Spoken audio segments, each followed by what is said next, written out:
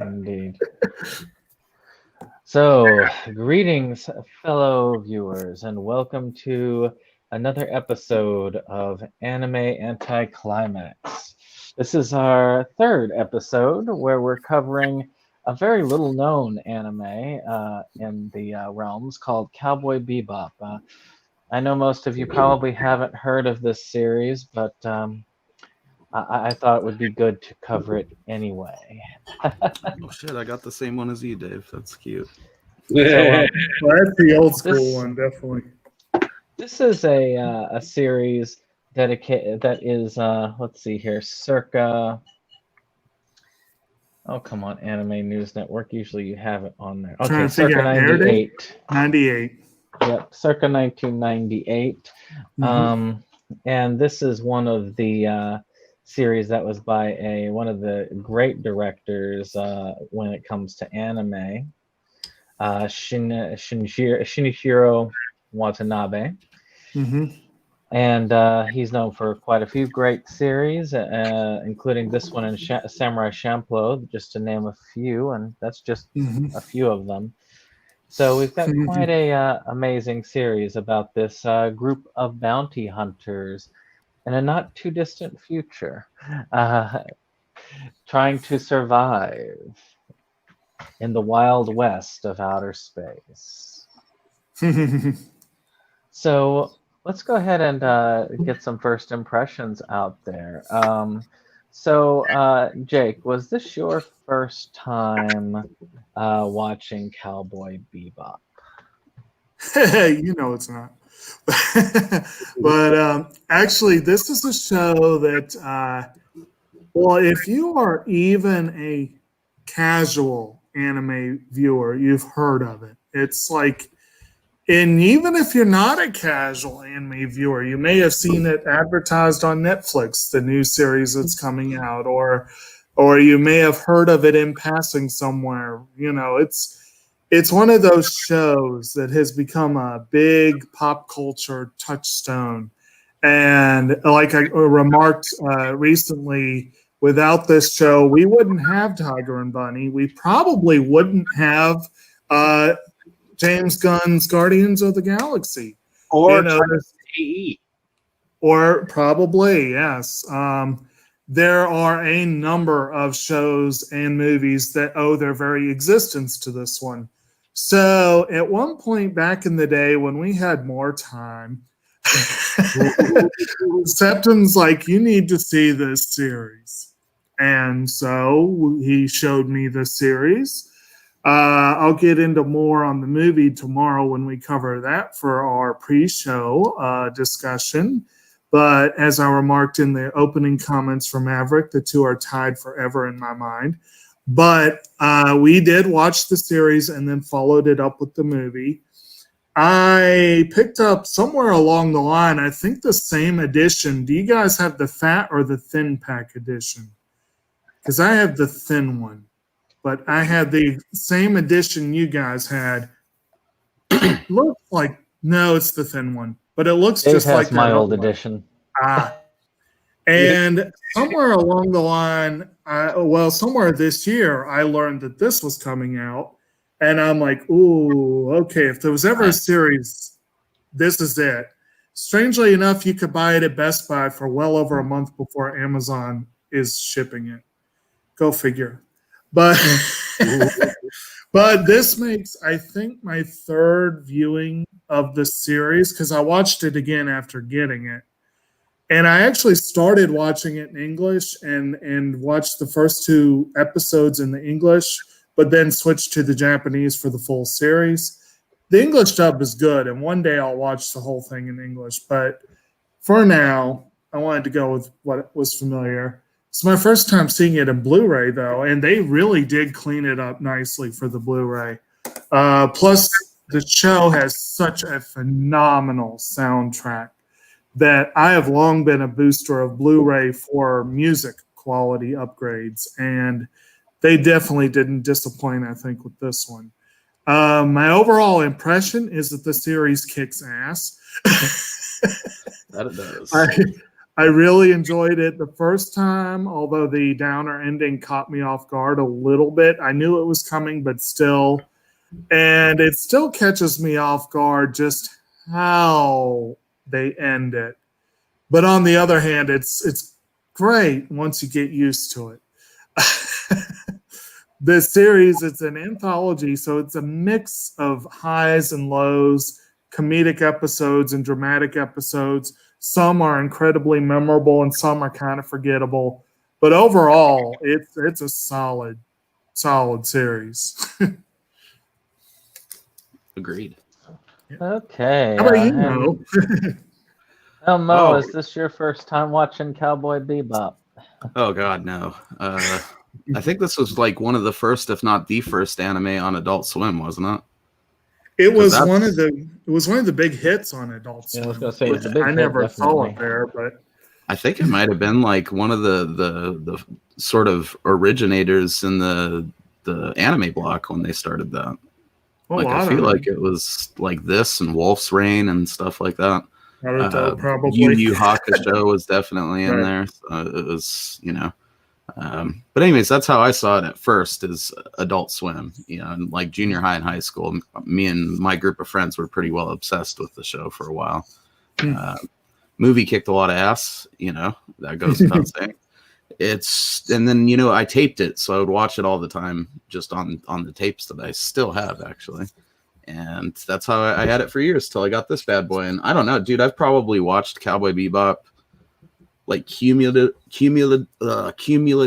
if you count like times where I watched a third of it and then didn't, finish it or something. You combine all those, or times like me and a friend went and watched later episodes just for fun. I've probably seen it a good 6 times at least. Good 4 of those solid, like all the way through it. But there's a lot of times you'd catch stuff on Adult Swim randomly in those days because you're a teenager running around being a dumbass. Right. But Cowboy Bebop was always one of those shows where it didn't matter if it was an episode we'd seen a million times. It felt like we would just always sit down and watch it. It's amazing. Go ahead. Unless it's on that main story arc, really and truly, you can just pick up any episode and just watch it and enjoy it. So Dave, is this your first experience with Cowboy Bebop? Yes, it is my first experience with Cowboy Bebop, and I have to say it's a relatively enjoyable series so far. I'm on episode 11, so just before Toys in the Attic, isn't it? Actually, I'm just on Toys in the Attic. Okay. I at least got there. So I started at 2:30, so give me some credit. But right, you could marathon this if you had the time, no doubt. Yeah. Well, we're going to go on about the Cowboy Bebop movie, so the rest of my thoughts will probably go on to that one. So we're kind of I'm kind of winging it, winging some of this, but I relatively am enjoying it. I mean, I've always kind of liked I liked Titan AE, so to me that's in the kind of the same jive. Those are bounty hunters going after shit. So it's nothing really all that new, but I like the storyline. I like different situations that they come across, and you really get endearing to some of the characters, including Jet Black and his paramour. So but it's interesting how they come across each of the characters, how they instead of just throwing them all together, they just happen across them. Instead of just slamming them together in like one all kit and caboodle, they start off like Thelma and Louise in space, so. Actually, I'm going to go ahead and use this as an opportunity to throw in an observation that I had this go round, which just kind of helped with some of the reviews I read. But I thought about it and I'm like, okay, this is kind of cool. because the show is very, very, very jazz themed. Like there's a lot of the music is so jazzy, and the opening theme by Tank is a jazz number, and it's awesome. It's really, or the opening theme called Tank, I should say. But in a way, the show itself is jazz because the way the characters weave in and out of the story, it's like they feel like it's time for their solo. They come in and then they just disappear. And it's like, Spike and Jet technically are traveling together and they've got this little partnership together, but it's very loose and they could leave at any time. And there's a couple of times where they say their goodbyes. But Faye and Ed just wander to, and it's like a constant bone of contention. Spike is always complaining that they're coming and going as they please. But if you think about it, that really is kind of what the whole jazz spirit of the show is, the way the characters just come and go. Yeah. And I thought that was really fun when I thought about it that way. I was like, that's kind of cool. So, Dave, was this the first time you had actually heard about Cowboy Bebop? No. Back when I was, I used to watch Dragon Ball Z and all that jazz on VHS with a bunch of friends. I would hear from various conversations about Cowboy Bebop. They'd always be like, "Dude, you got to see this." And I'm like, yeah.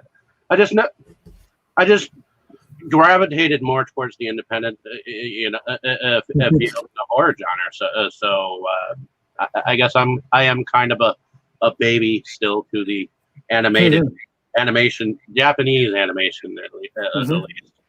But did any of them try to tell you that it has a strong Western vibe? Because that might have worked. No, but I also just never came across it for the right price too. So well, yeah. But it and focusing my attention on watching the anime and having a fiance for the last 10 years that doesn't really like cartoons. So it's hard to find the time to watch the anime that I want to watch now that I'm experiencing my inner child here. So well, and again, that's the thing. I think it crosses over to where I feel like it is. I really feel like Cowboy Bebop I would not show to a young child. I don't think they would get it.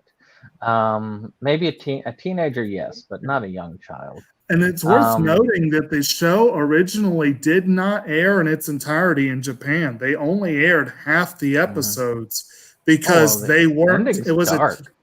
I think it was TV Tokyo maybe that they originally aired it on. They refused to show most of the series, and they ended up airing it after midnight a full year later. So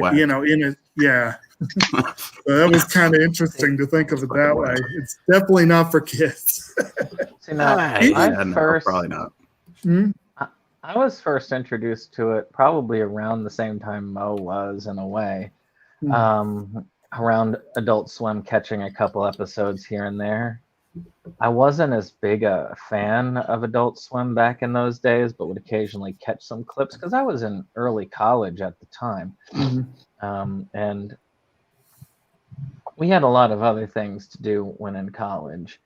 And I didn't really even start my collecting of DVDs and Blu-rays up until I wasn't really serious about it until around 2003-ish.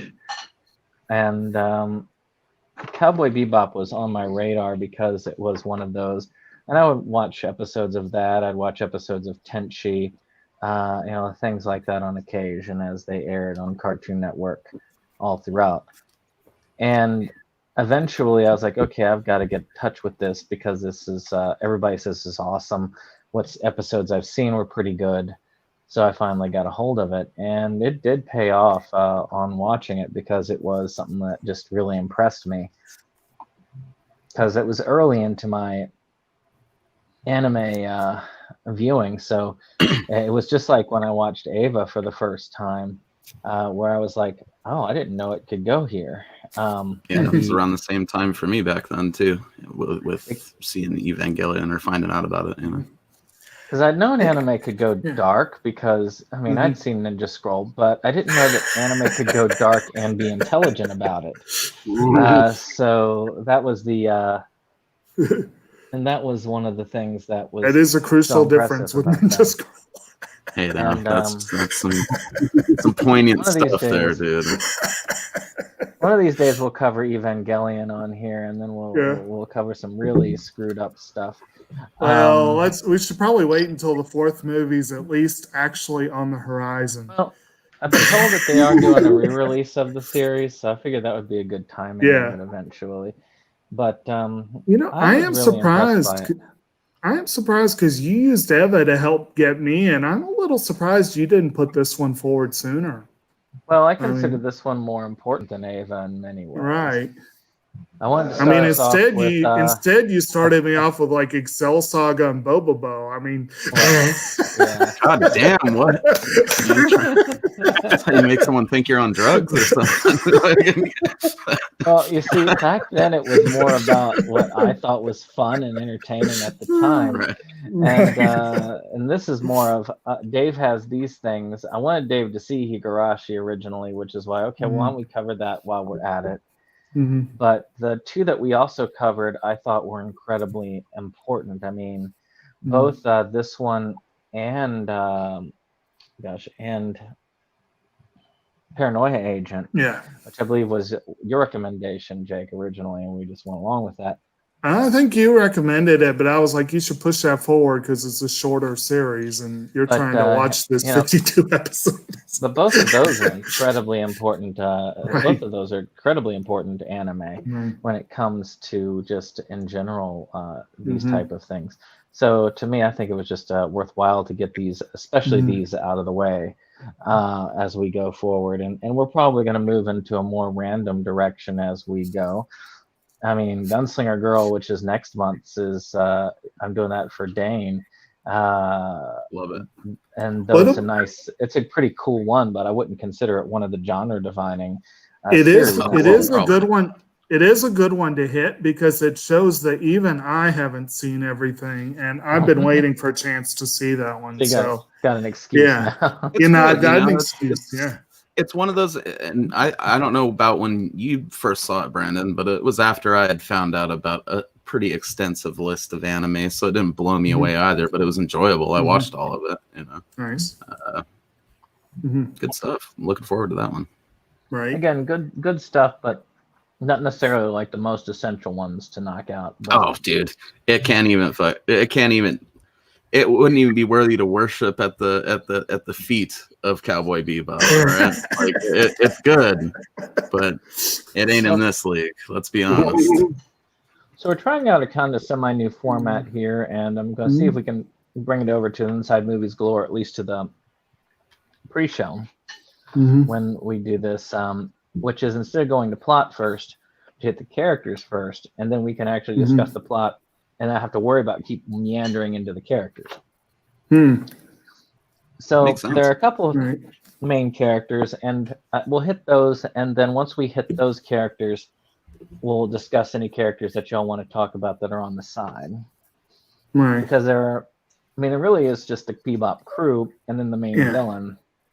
I think those are the main ones you need to hit up front. Most of the others you can work into the plot. So, I mean, Spike is the one that, of course, we have to talk about Spike. That's just like the first one. So, I mean, Spike is the main character. He was going to be played by Keanu Reeves in the original live action that was done. And now he's played by John Cho. Well, I mean, he's supposed to be Chinese as a character. Hopefully he surprises us. I think he can do it. Maybe it's because he doesn't have the foofy hair, but maybe it's because Keanu Reeves has pissed off the pharmaceutical companies with this amazing health liquid. Oh, that agelessness.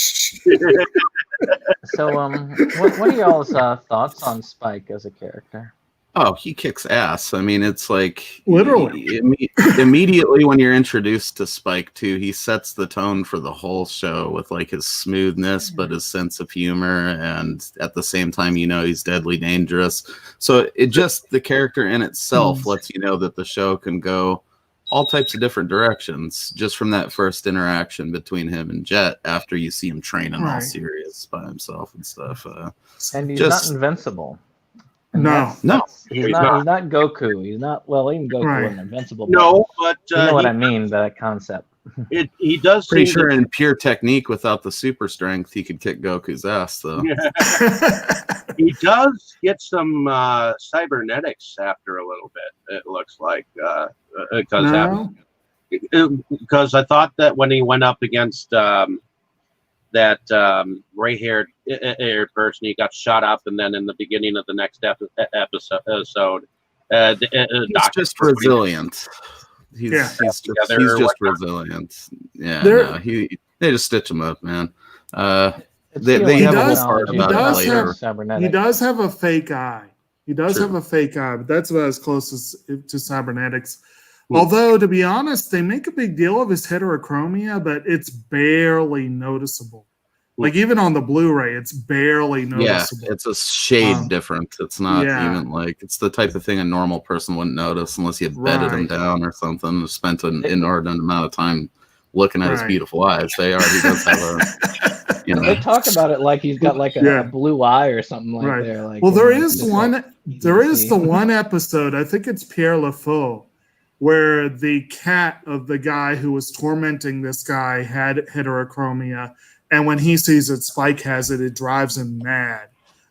So that was the biggest in-story element, other than I think Julia making some comments about it or whatever. Ran out of blue or something? They couldn't. I don't know. But I have to admit. Go ahead. I was going to say, you mentioned Julia. So, I mean, technically, Spike and Julia are one and the same, and really, because Julia makes so few appearances in the series. And that's why I didn't know if we needed to lead off with her, but she is Spike's aim true love and a big part of his story. But Spike, for me, I think I feel like I've heard Dane use the term grower a lot for this sort of thing. Like, it's like he's a character that part of my intro to this was I had not long before this had seen a list. I think it was IGN had made a list of the 25 best anime characters. And I believe Spike was their number one, if I remember correctly. And I was like, okay, I'm curious. I'm really curious. And I watched this and I was like, why is he number one?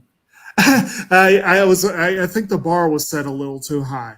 But then when I went back and watched it again and again, he is, even though he seems like this really cool, laconic character, kind of stoic most of the time, although he gets very frustrated easily with certain things like Faye, and hunger. They all get a little. And children. And dogs and children. All the things that are always part of his show's life.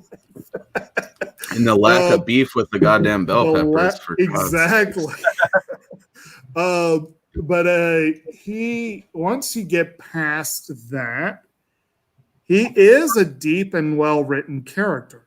He does kick ass. Supposedly, he uses something very closely modeled on Bruce Lee's Jeet Kune Do. And the animation of that was quite impressive. I love it. And he is a crack shot with a gun. I mean, he knows how to kick ass and take names. And he's practically suicidal because he doesn't really care if he lives or dies. It's not until he finally cares that he becomes mortal. So, Dave, on your point, he gets the crap beat out of him. He probably should have died several times over. But as long as he doesn't care, it's like the universe doesn't want him to die. Yeah. A story about the cat that he tells later, which I'm sure we'll get to at some point. Mm-hmm. Right. But yeah, I he don't know. was I cool. mean, it's kind of impossible not to eventually enjoy Spike, and I think there's a lot. Like I said, he sets the tone for a lot of the show right there, just as sort of, I guess, the de facto main character. He's not even the just only main character. I mean, they do spend a lot of time on the other characters too. But he's obviously a central focus of the show, and even down to the fighting style, like that first fight with him and the dude, and what the hell's the first episode? The red eye thing. The first episode, Asimov. Yeah, I forget the name of the episode now, but that's episode still one of my Asteroid favorite episodes. Blues. Yeah, there you go. Still one of my favorite episodes, and that fight where he's like dancing around too, just everything about that is like it just sets the show up so perfectly. And they haven't even introduced the other characters yet, And actually, the second episode had a character very clearly modeled on Kareem Abdul-Jabbar, and that fight between him and Spike was supposedly a direct reference to Bruce Lee's that movie that he was in. Well, the episode when he's looking for the stuff too, but and they'd also talked about some Aikido type stuff as well. If you looked at it, like when he was teaching the one guy that was his disciple how to fight, using the momentum against them. So it was kind of a cool way of him going about it. And with him being a Chinese national, really originally, it's kind of a cool thing to throw that out there. Now, moving on with characters. We also have his kind of. Did we get you guys on Spike up there? Did you get to? Oh yeah, Dave. Did you talk about Spike? Mike's muted, buddy. Yeah, it's still muted. Yeah, muted. Oh, there you go. Sorry about that. I was trying to look up an episode guide for a moment, but in any case, I think that Spike. Spike is an interesting force of nature. I mean, on the one hand, he's kind of like somewhat of the hero of the story, somewhat. But him and Jet Black, they kind of bumble around a little bit, and sometimes they don't exactly hit their mark. They're out of money more than they're ever making it. That's for sure. But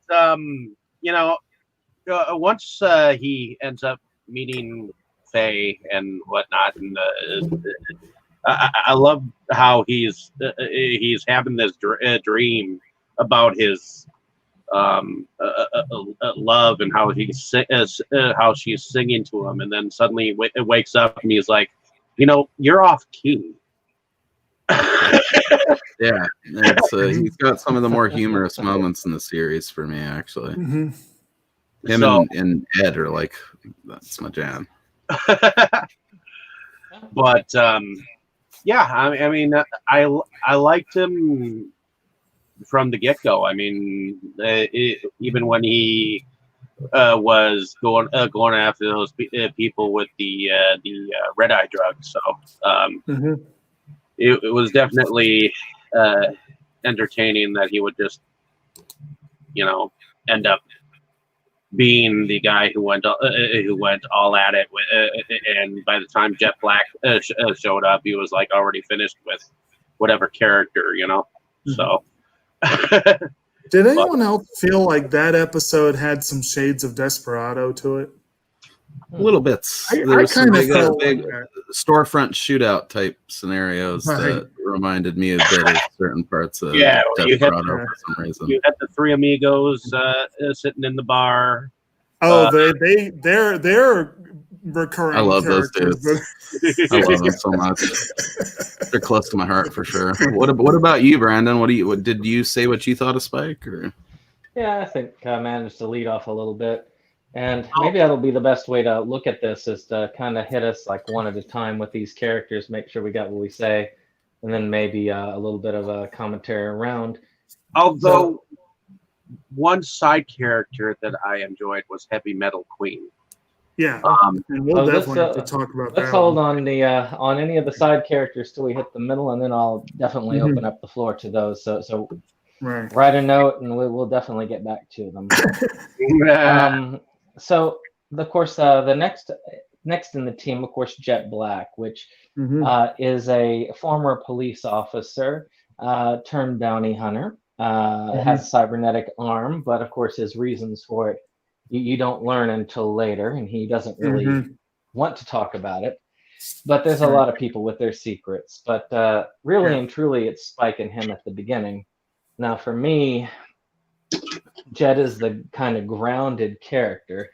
He's the Mhm. one who keeps basically everybody grounded in reality.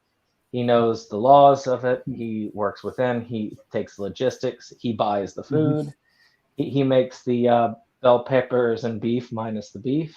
Yep. Yeah. Which still looks good, mind you. I It would eat it. does. Yeah. And I'll Just really flipping it in say, that wok, like it just Right. cook it up.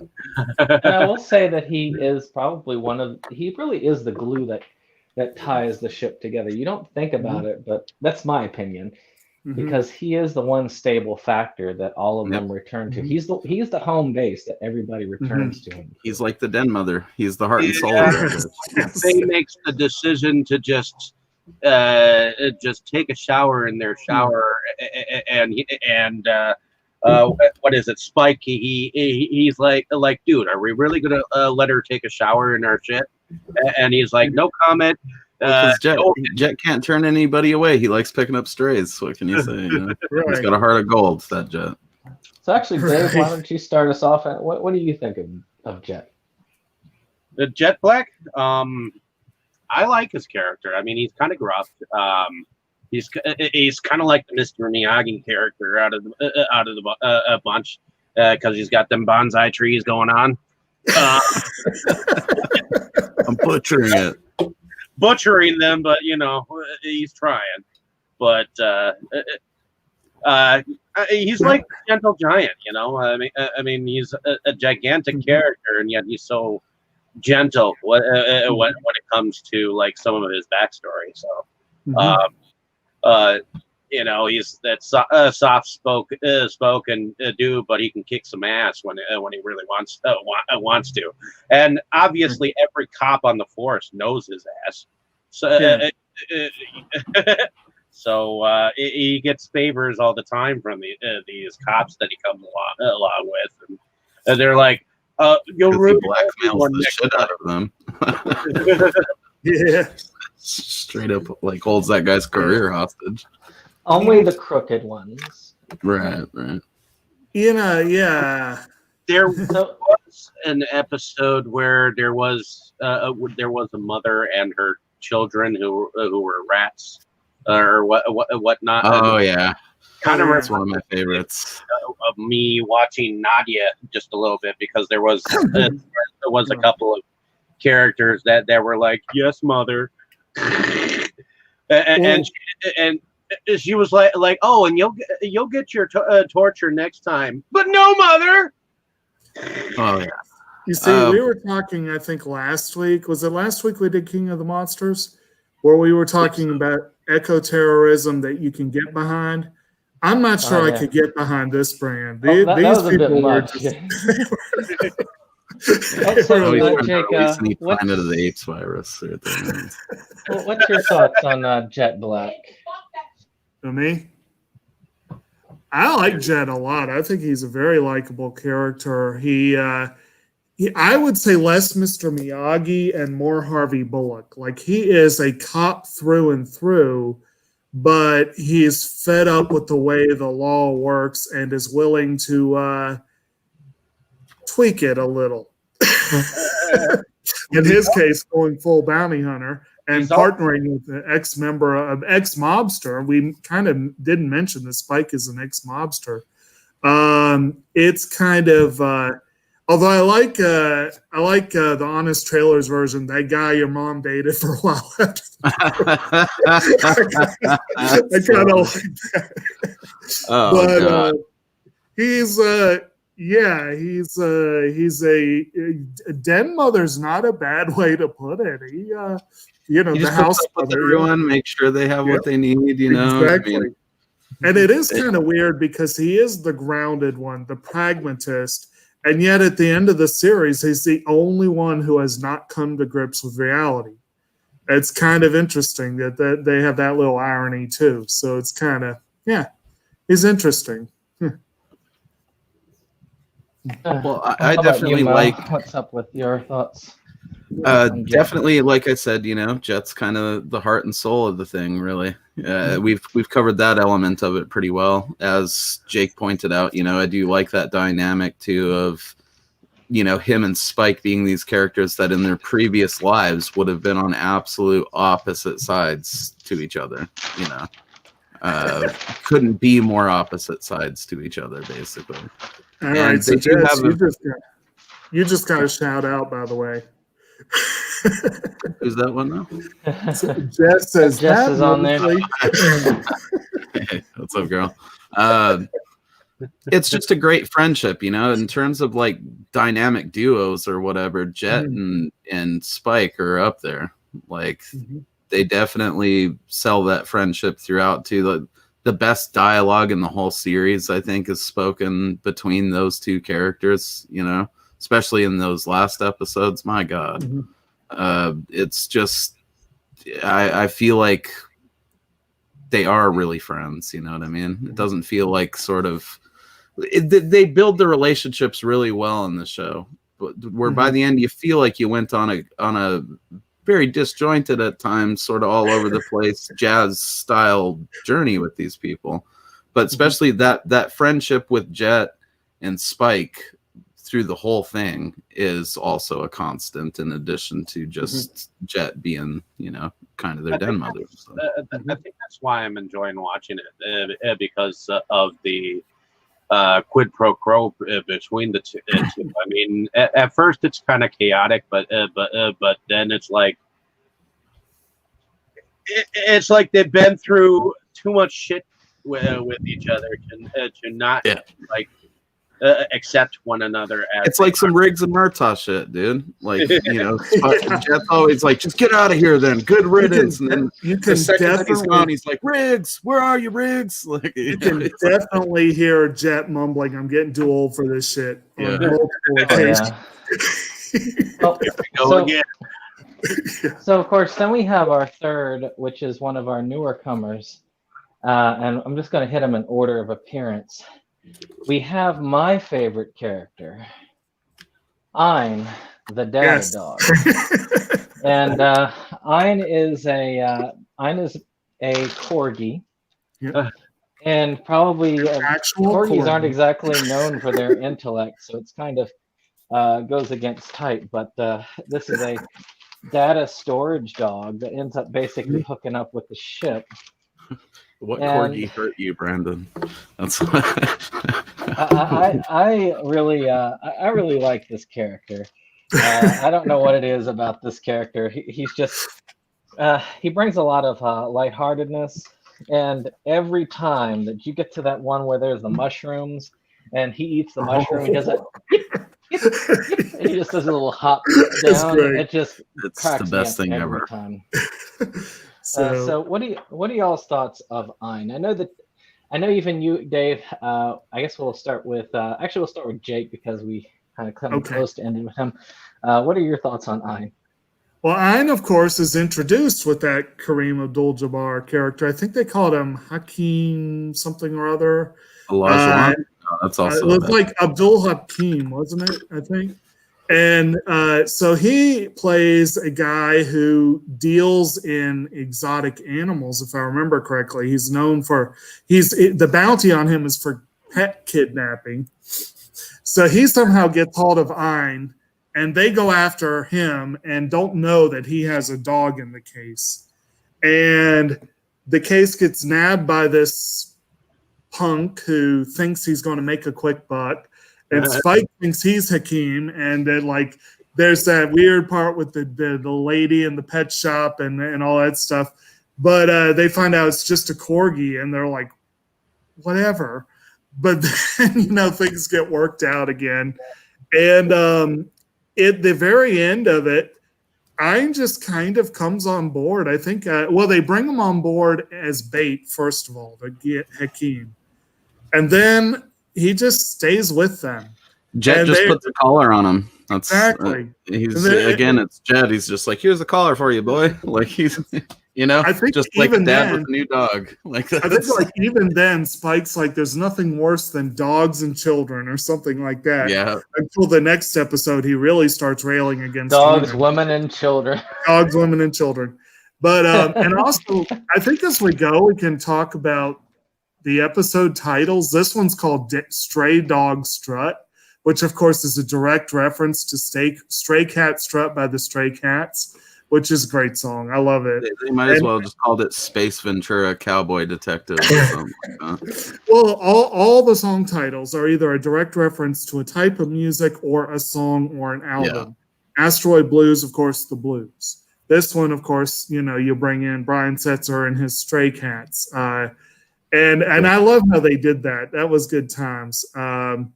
Led to some rights issues with the movie, but we'll get to that later. But but overall, Ein is fun. He's a corgi. Corgis are fun. I'm not a dog person, but I feel like corgis have more personality than most dogs. They are handsome little fellas. And this particular one is hyper intelligent, which you don't really get to see very often. But later you see Ein helping Jet with shogi. Like he's trying desperately to play shogi with Spike, and Spike is bored to tears. So I meant to move there. That's exactly where I was going. And he helps Ed as well with her hacking. So it's kind of yeah. What's your thoughts on Ein? Oh, me? Yeah. He's a good boy. He's the goodest boy, as they say. He's a great dog. He's your classic, intelligent dog character, right? Like he's fun. There's some comedic moments with him. There's some adorable moments with him. There's some moments where he gets kind of forgotten about and used as a pillow. And it's just, it's good pet stuff. If you're a pet person, I can see why you would be like hyped on the character. The episode is great where they introduce him, especially like the pet shop lady with the turtle on her head. Yeah. We'll call her Gamera Granny since I don't know if she gets a name. All right. Episode. There you go. Maybe that was a subtle Gamera reference. Friggin' ostrich runs out that bitch when they're doing that stuff, and that's one of my favorite moments in the series since back in the day because it's just like what. Right. And then later on, she tells the kid that he has to feed the Komodo dragons, which is right. Wow. Well, it is a black market not vegetable. Yes, black market vegetables, as we already know about that anime. I got some really fine cucumbers from I don't know. They missed an opportunity though. Ed kind of listening to Ein. What's that, Ein? Feifei that fell down the well? What? So, actually, how about you, Dave? What's your thoughts on Ein? I kind of feel bad for Ein in one particular episode where there is the last can of dog food in the fridge, and Faye just ends up eating it and being like, "Well, a girl's gotta eat what a girl's gotta eat," and I'm just looking at Ein's face, and I'm like, "Oh." Yeah, but Ein kind of reminds me of Zero from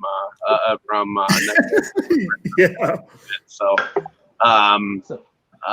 he's just cute in all the right ways, and yet he'll kick some ass too. So I mean, he kind of is a member of the crew. So to me, he's why I brought him up. Is he is a member of a member of the crew, mercenary group, which is why I consider him as important. Even though he doesn't get quite the love that the other characters get, he's still a part of it. The show wouldn't be the show without that little handsome fella.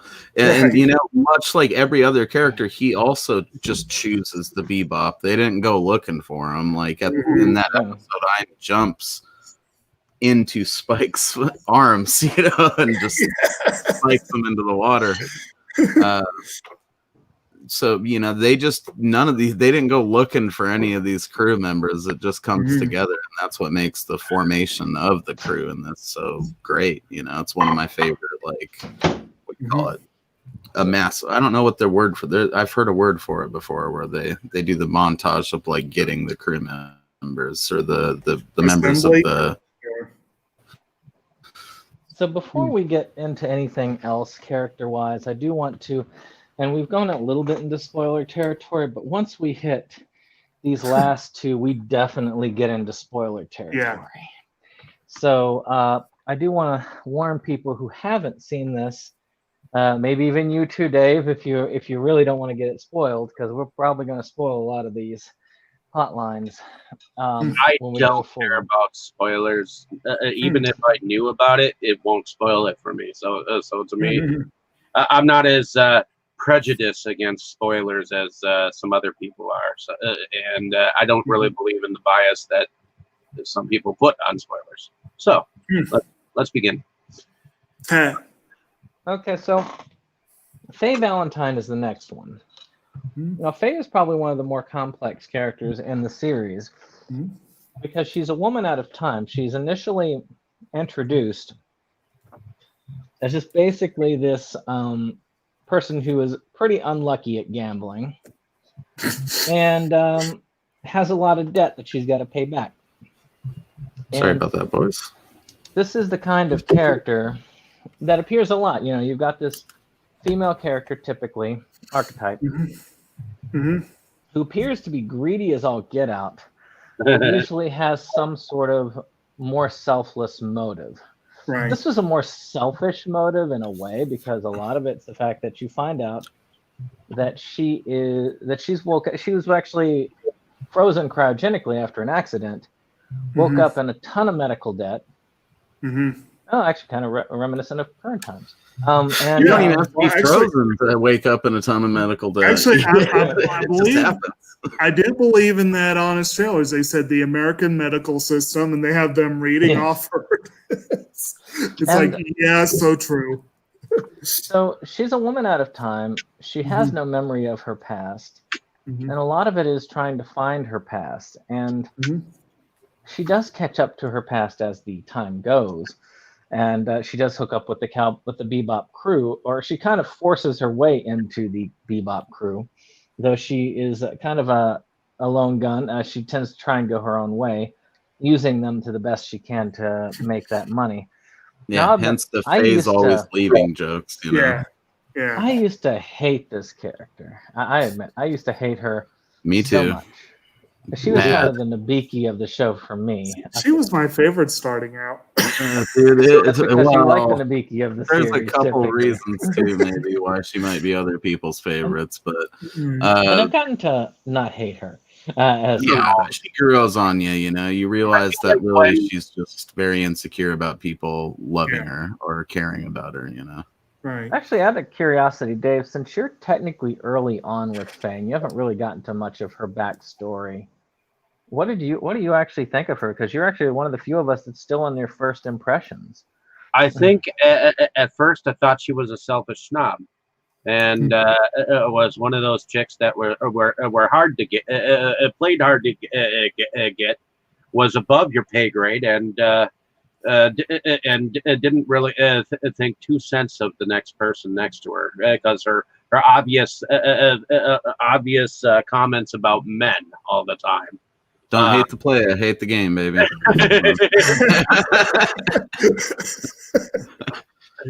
She's just working her hustle. You can't blame her, man. But, I'd have emptied that safe too. Fuck those guys. Fuck the playing. Anyways, she once she snags Ed along for the ride is when she starts to get a little bit more likable, and the fact that when she got say it, and she called Jet up, and she was like, something's happened to Spike, she really did sound concerned. So it's like she picks. There's some adorable stuff with her and Ed too. Yeah. You know, one thing that didn't occur to me until watching Session Zero, where they actually list the ages of the characters, I had thought Ed was a little younger than she actually is. They do tell you specifically in the series that Faye was frozen at 20. Mhm. They're a little more vague on the fact that it's 3 years later, but it is there. It's just not harped on. Yeah. So she's 23. She's only 10 years older than Ed. So they're actually, there's almost sort of a big sister relationship that she Yes. develops a little bit. And that's kind of Well, fun. even Yeah. without like the knowing of the ages, like there's like Right. just scenes like that, like when Ed's painting her nails or whatever in that one episode. Like it's perfect. Other shows would have just had Ed be comic relief every now and again and not given her a relationship with like where she was lathering suntan lotion on her body, and Ed was like, well, what was that stuff that you put on? And she was like, it's stuff to beautify the skin and keep it perfect.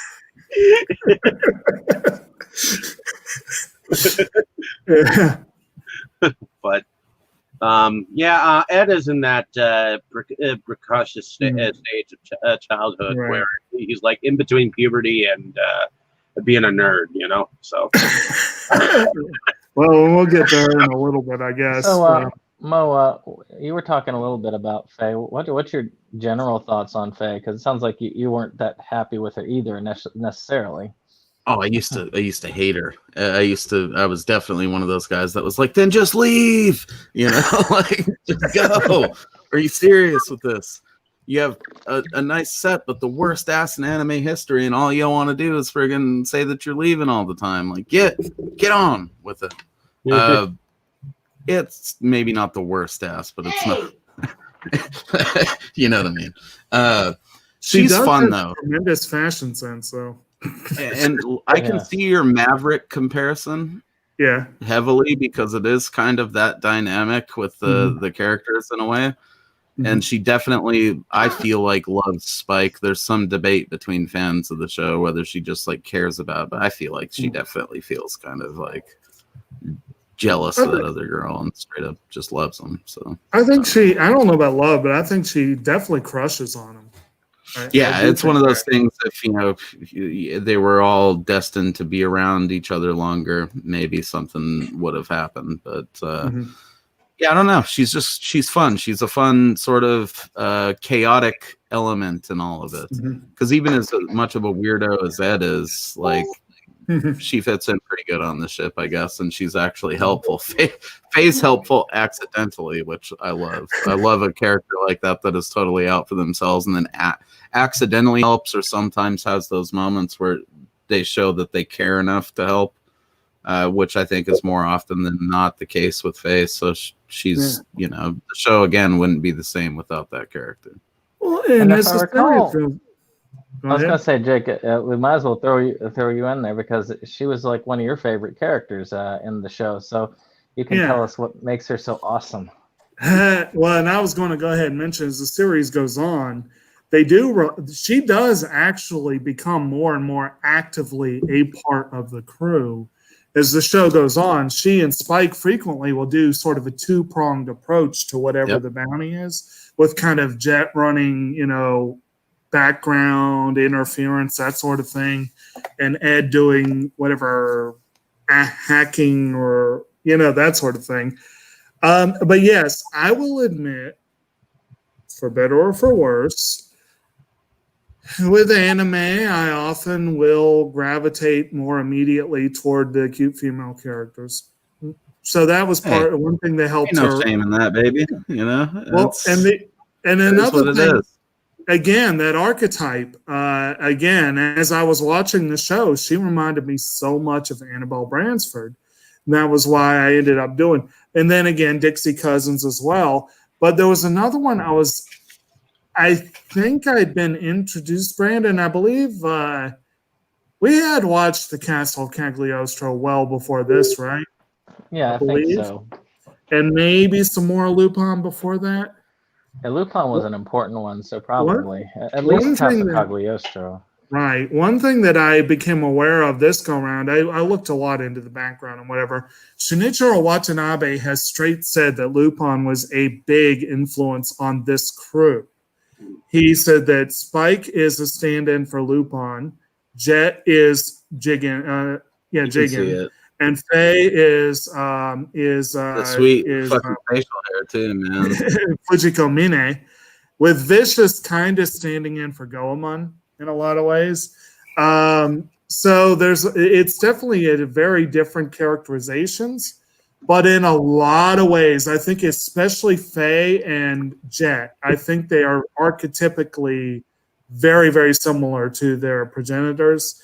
Like Fujiko is very much in that archetype, and it is the sort of the sexy user, basically, the one who comes in, gets what they want, or tries to, and then goes their merry way. But whereas Fujiko is actually pretty independent, and Brandon, you mentioned Nabiki. Nabiki's very independent. I think she could come and go without a problem if she wanted to. But Faye is more like Annabelle. She kind of can't get away. She keeps coming back for more. She actually cares on some level. She does actually care, and it is really cool that she is able to kind of come and go. As time has gone on, I think I have come to prefer Jet as a character over Faye. I probably still like her more than Spike, but it's actually a close call because they're all really good characters. They're really interesting characters. Her backstory does earn her some pathos, especially that comment about the medical debts. It's all too real. And yeah, and one thing that, again, all the characters have very memorable style in one way, shape, or form. They do. They and do. I'll give Faye this. Faye is different from a lot of those characters because usually in the archetype, those female characters almost always come out on top, and they're always kind of lording it over the other characters. Whereas Faye rarely ever fully comes out on top. Rarely even ever. when she does, it usually bites her in the butt the next episode. Right. If we're being fair, most of our characters here don't usually come out on top. They never catch a break. When we get to the end, they are lose some more money than they make. But well, yeah.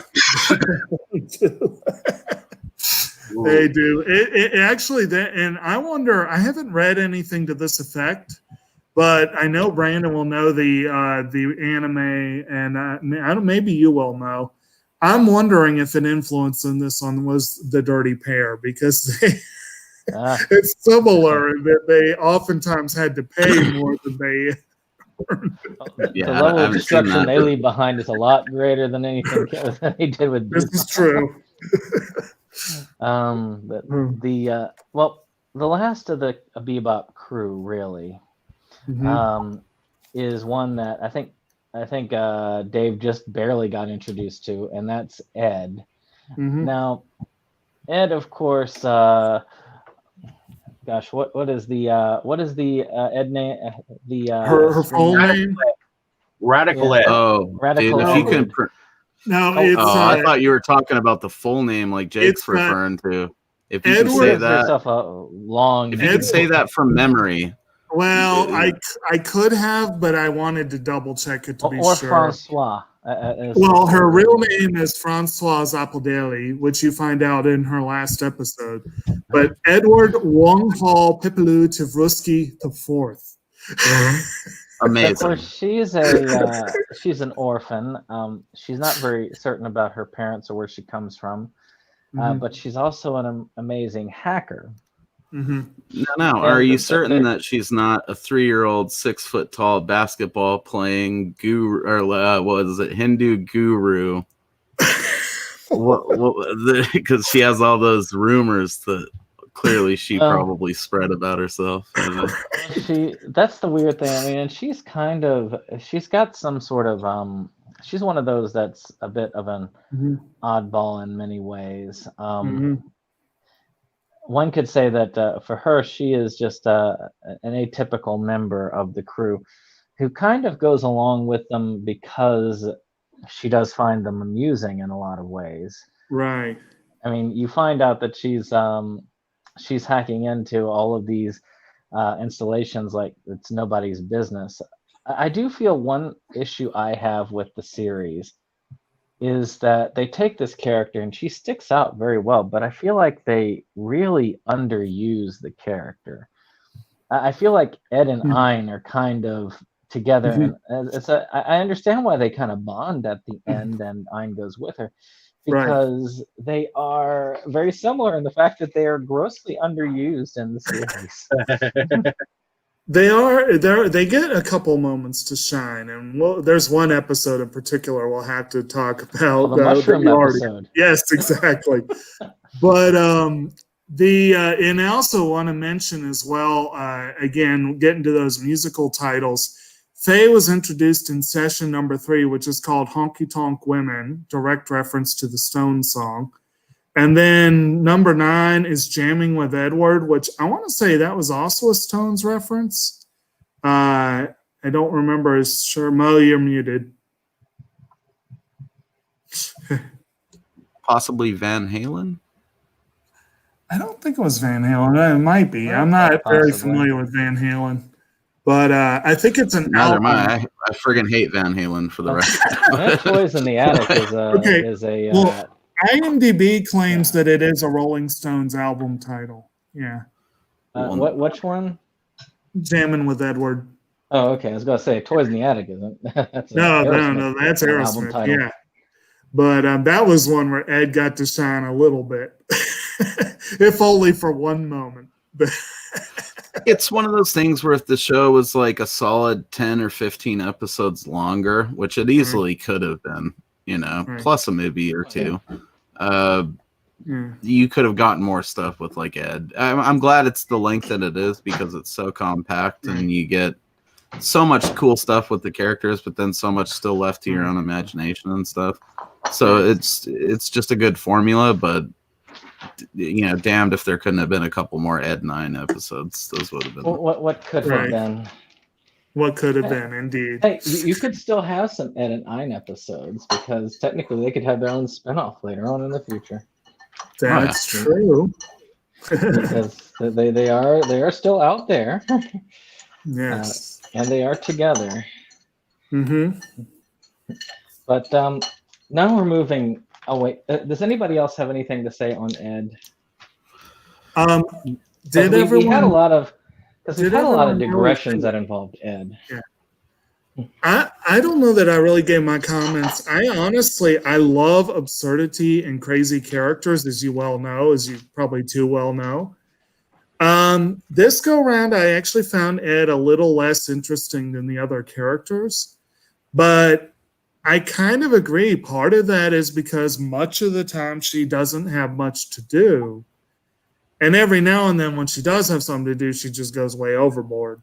But there are those moments, and it's like I feel almost like they threw her into the mix and weren't 100% sure what to do with her.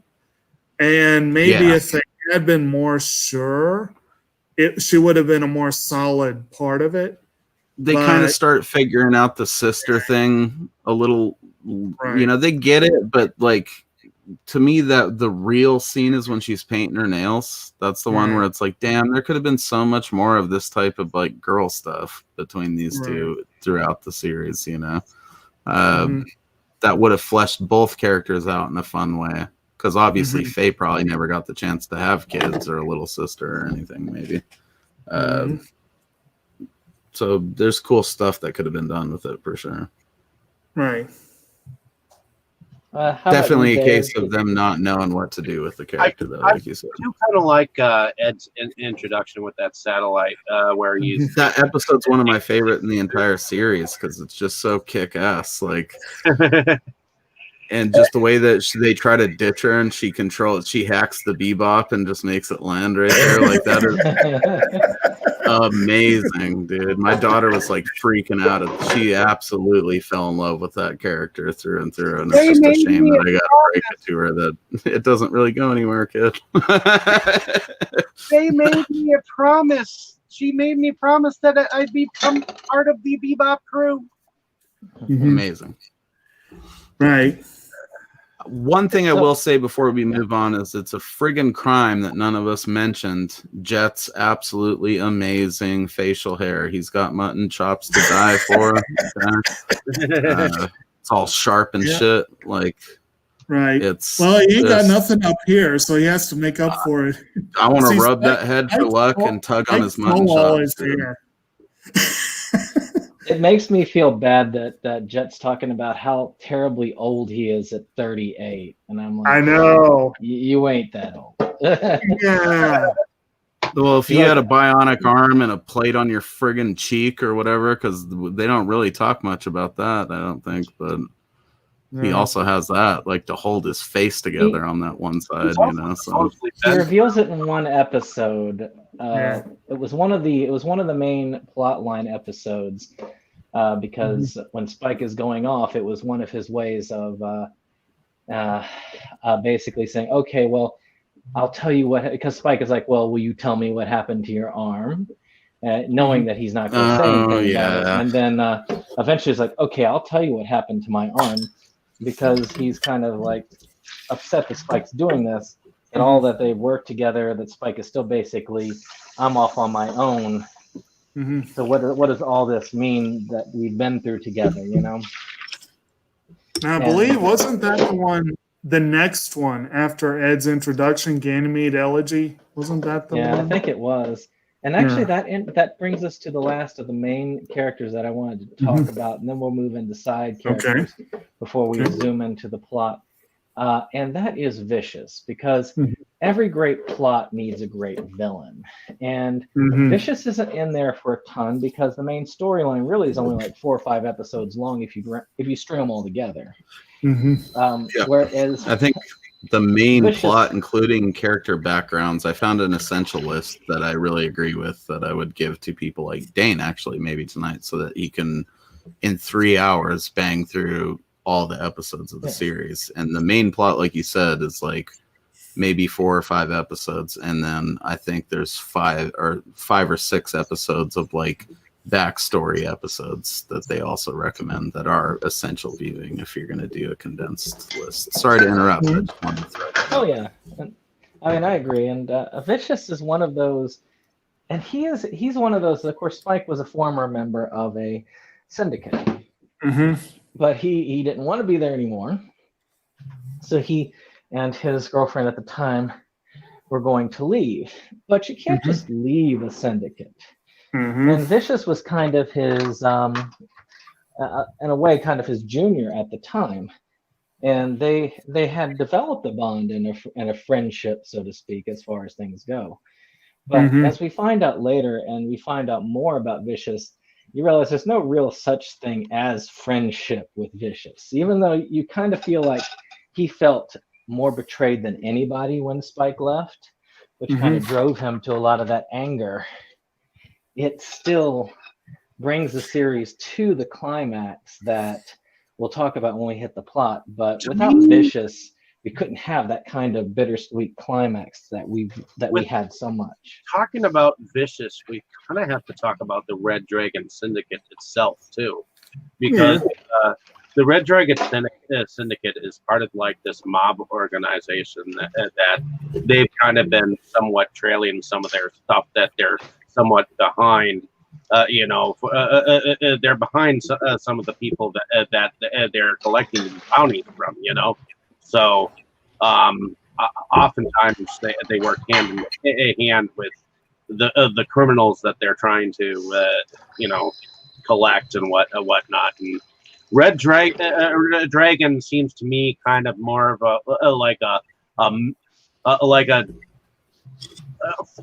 that particular syndicate. It kind of was more of like a dojo where they first started out, because he's got that samurai sword compared to his to Spike's guns, So to me, it's kind of like, they started out in a more militant sort of an atmosphere, Well, I mean, you find out that Vicious was a part of one of the major factions when it came to fighting the war on Yeah. Titan, I believe it was. Right. And you get to see, I mean, this is like, there's a whole crew essentially that kind of got together and they kind of stuck together, and it involved Spike and Julia and the other guy that I can't remember because he only appeared in one episode. And yeah, it started with a G, I think is the one you're talking about. The saxophone player.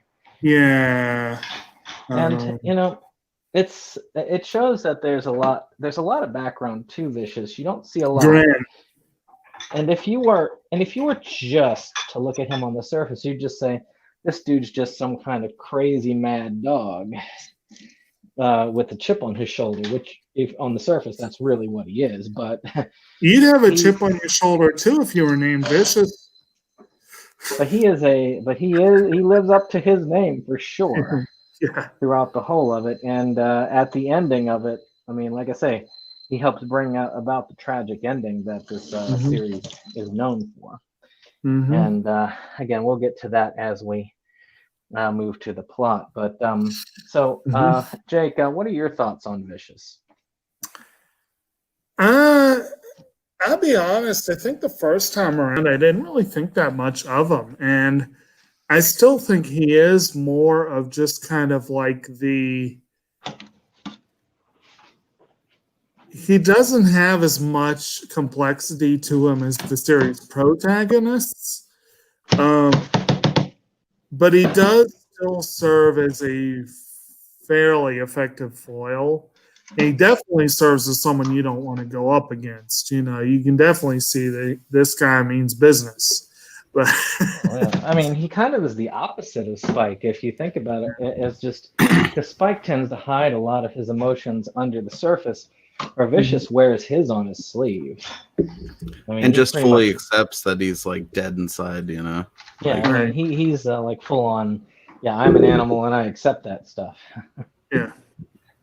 And he wants to awaken the beast in Spike so that they can have like multiple, stair top showdowns or something.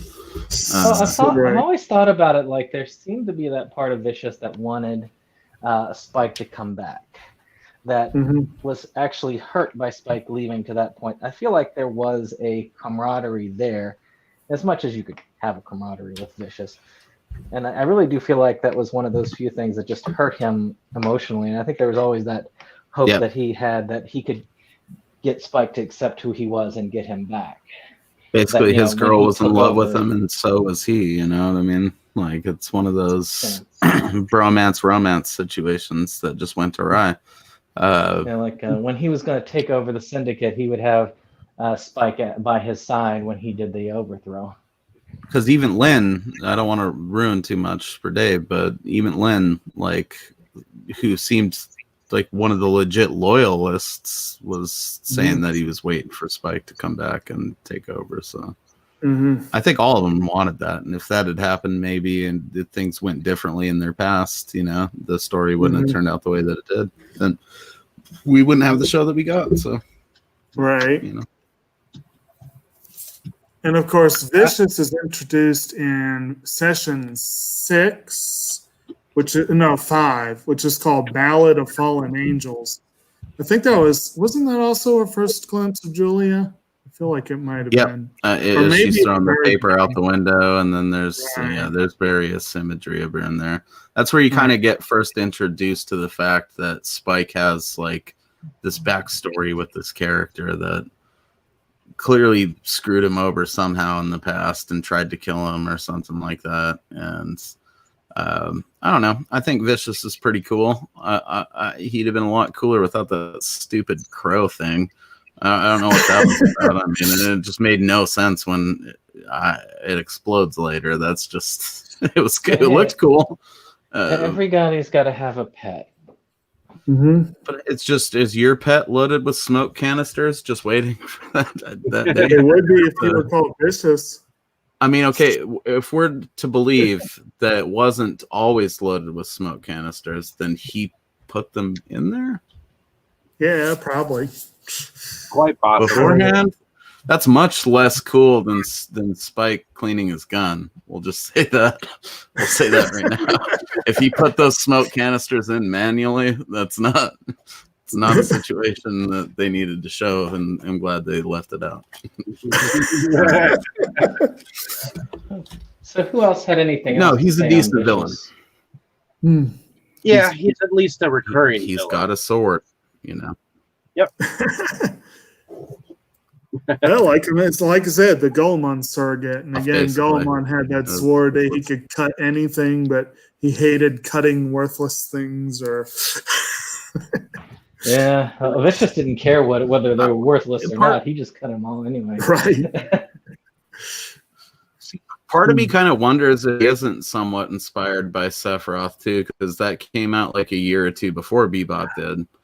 And Yeah, you talking about from Soul there is a Calibur lot of or- similarities. Final Fantasy VII. No, Final Fantasy. Also, sorry. I'm getting them mixed up.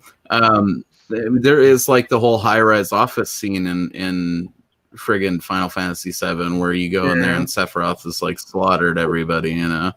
So there's some similarities with the Vicious character in that, but definitely favorite moment for him for me is when he's like, and he cried crimson tears or whatever, and he just Yeah. I'm glad they showed it from that angle. I mean, yeah, that was a to me. I think the whole Vicious, he kind of drove the serious story arc that Cowboy Bebop had around the comedy, and it drove it really home at the end. Now, before we move on to plot, do any of you have any side characters that you really want to talk about? I know Dave had one. Well, I kind of like Heavy Metal Queen.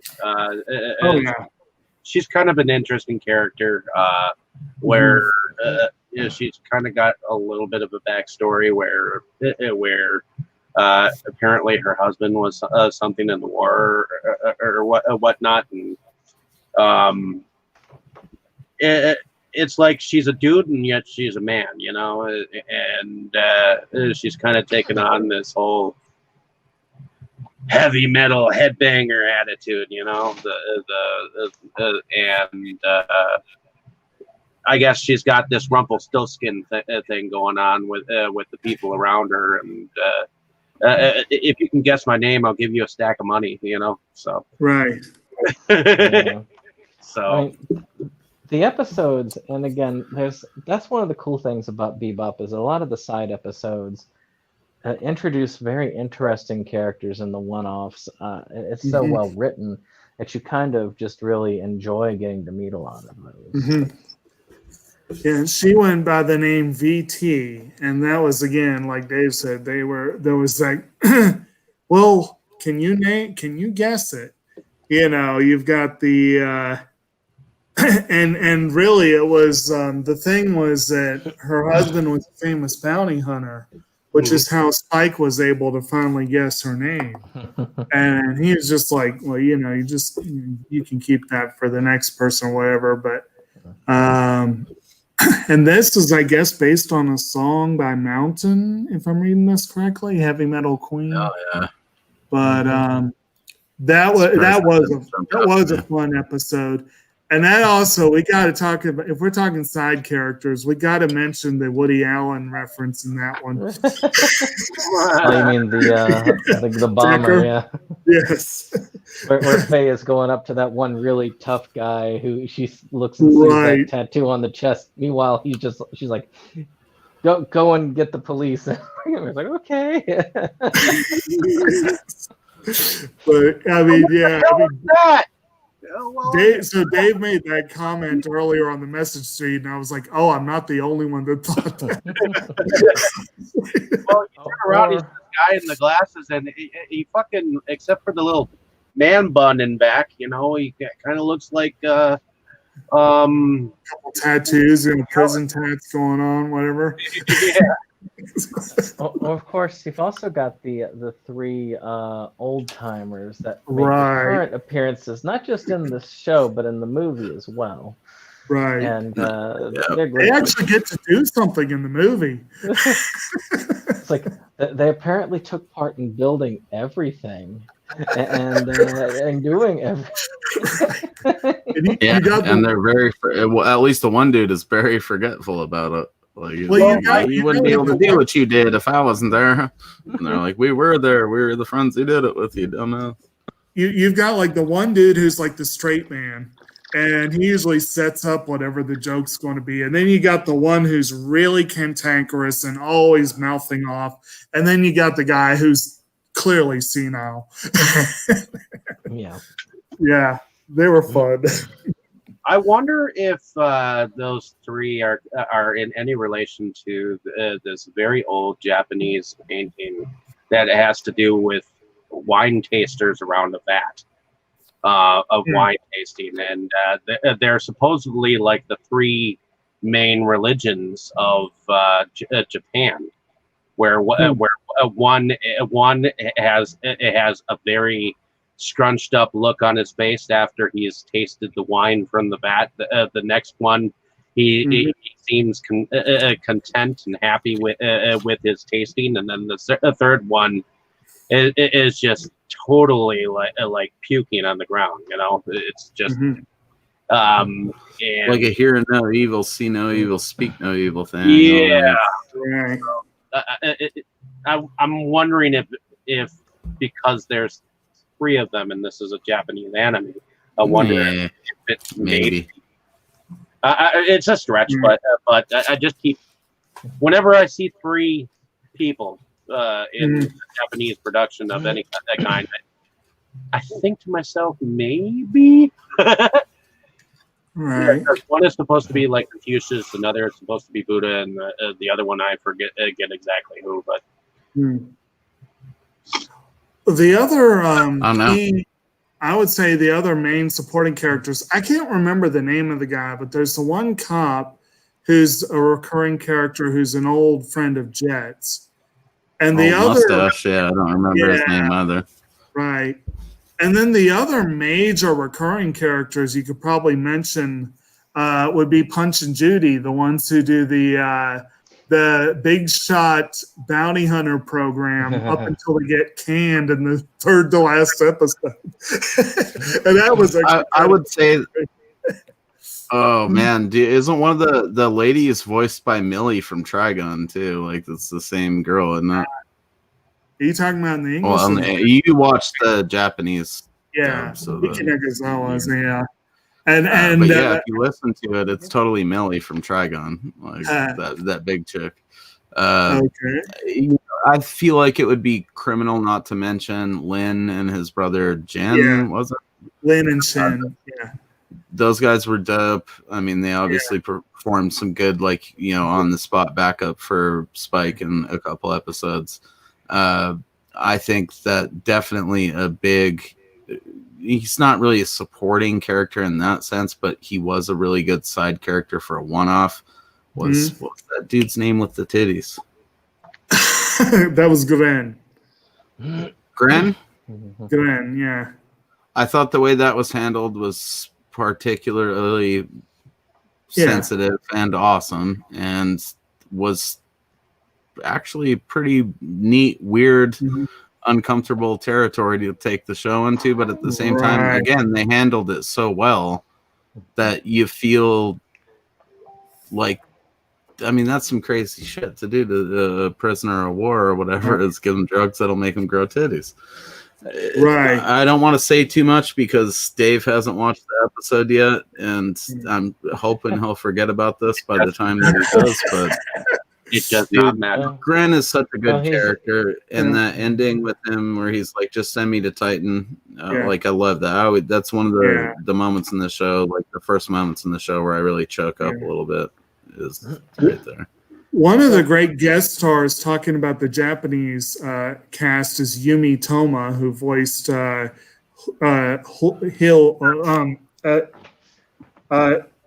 dang it, I'm drawing a blank. Hild, right?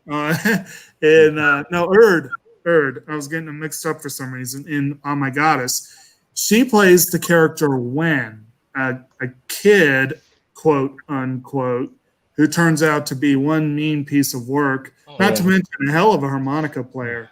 And that was the episode Sympathy for the Devil, which of course was another Stones reference. That was an early episode that really did leave an impact on me because I was like, holy crap, that's a messed up kid. I was like, So, well, in terms this, of episodes too, like, go ahead. Sorry. I was going to say, definitely want to get into the episodes as we hit the plot. Right.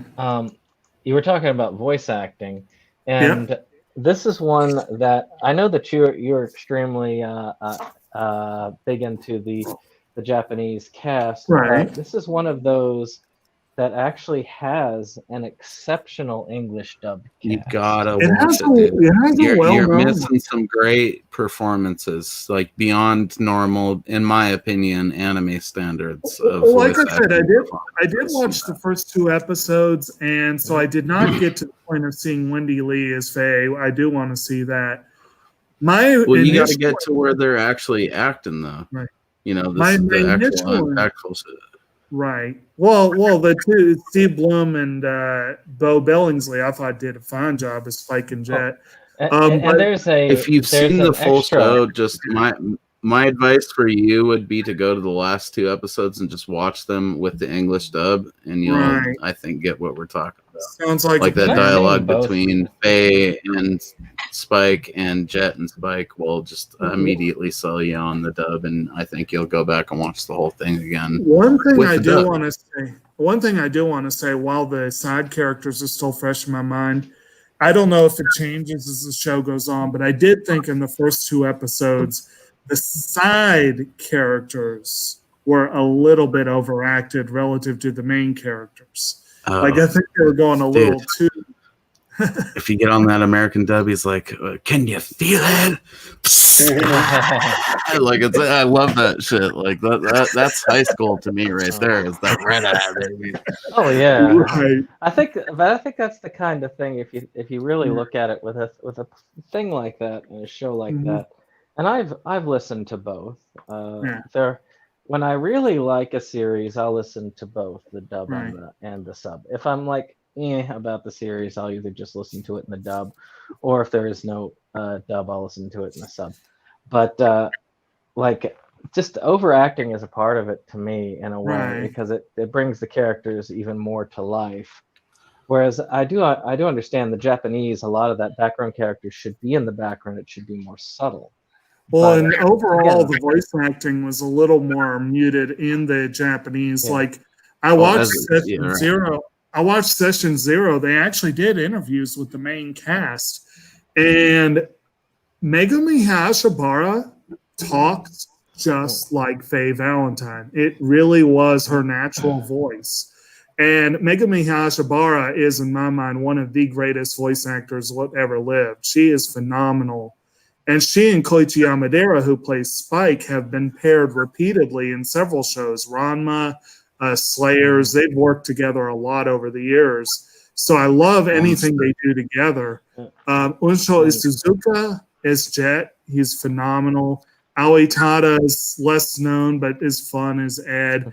Norio Wakamoto is Vicious, always has a smooth kind of, and then you have so many guest stars in here, So, yeah, if you're a fan of the Japanese cast, it has a phenomenal cast. But again, with English dub, I know Wendy Lee is a very big name. And Wendy Lee, Steve Blum, Bo Billings. These are like big. These are big names. Yeah, you hear them in other anime for sure, especially Spike.